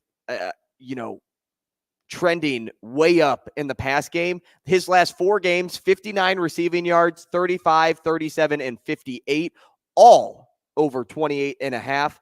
Take Jahmyr Gibbs in that first game. In the second game, which is Dallas and Washington, this is the highest total. Yeah. But I struggled to commit to a commander because of either how elite Dallas can look, or how they could just fumble something away, right? How bad and I'm trending more on the elite side when I'm thinking here, but I'm going to go with CeeDee Lamb to score a touchdown and to catch 7 balls. So Washington's defense has given up the second most touchdowns and second most yards per target to opposing wide receivers in the 11 games this season. 4 out of the past 5 games for CeeDee Lamb, he's had 7 or more receptions, which is incredible. Only exception was last game, and he had 6. So he was right on the border. But just so you know, if he's catching 7 balls, he's going over 90 yards too. 7 or more receptions this year has led to over 100 receiving yards each time. So take his receiving prop as well if you like his receptions. I think CeeDee Lamb's going to eat. He's going to eat on a primetime game here, and Dak Prescott's going to want to keep these statement wins going. Because if you look at Dak Prescott's stats over the last few games, I mean, he looks like a top 3 quarterback in the league. just based on that small sample size. And the last game, which is 49ers Seahawks, I'm sticking with the 49ers, but I'm going to get a little juicy with this play. Okay. He always finds his way into the end zone. Only time he didn't was 2 weeks ago when his 17-game touchdown streak was broken. R.I.P. McCaffrey, 2+ touchdowns. Ooh, okay. What's the juice on that? That is plus 260. Love it. He's done it 3 times this year already, where he's gotten 2+. And Seattle's defense isn't the best at defending the run either. It's McCaffrey's time to eat once again. For those that love turkey on Thanksgiving, he is Christian McCaffrey. That is his name. And just like we'll be gobbling up that bird, McCaffrey will be gobbling up another bird. Ooh, interesting. I think I want to go because I don't know why. I think that Commanders-Cowboys game might be a little bit of a shootout. And that's what Vegas is predicting. I just don't know how much I trust the Commanders' offense to be consistent against that defense. So I agree. So I'm not sure I want to take the points. What I do think I'm going to take is Sam Howell over his passing yards number. And I don't have the it's plus money on that one. I think it's just over plus money on that one. But it's 265.5 is the number that I've got. And I think because I expect the Commanders to be down. I'm not saying it's going to be hyper efficient 266.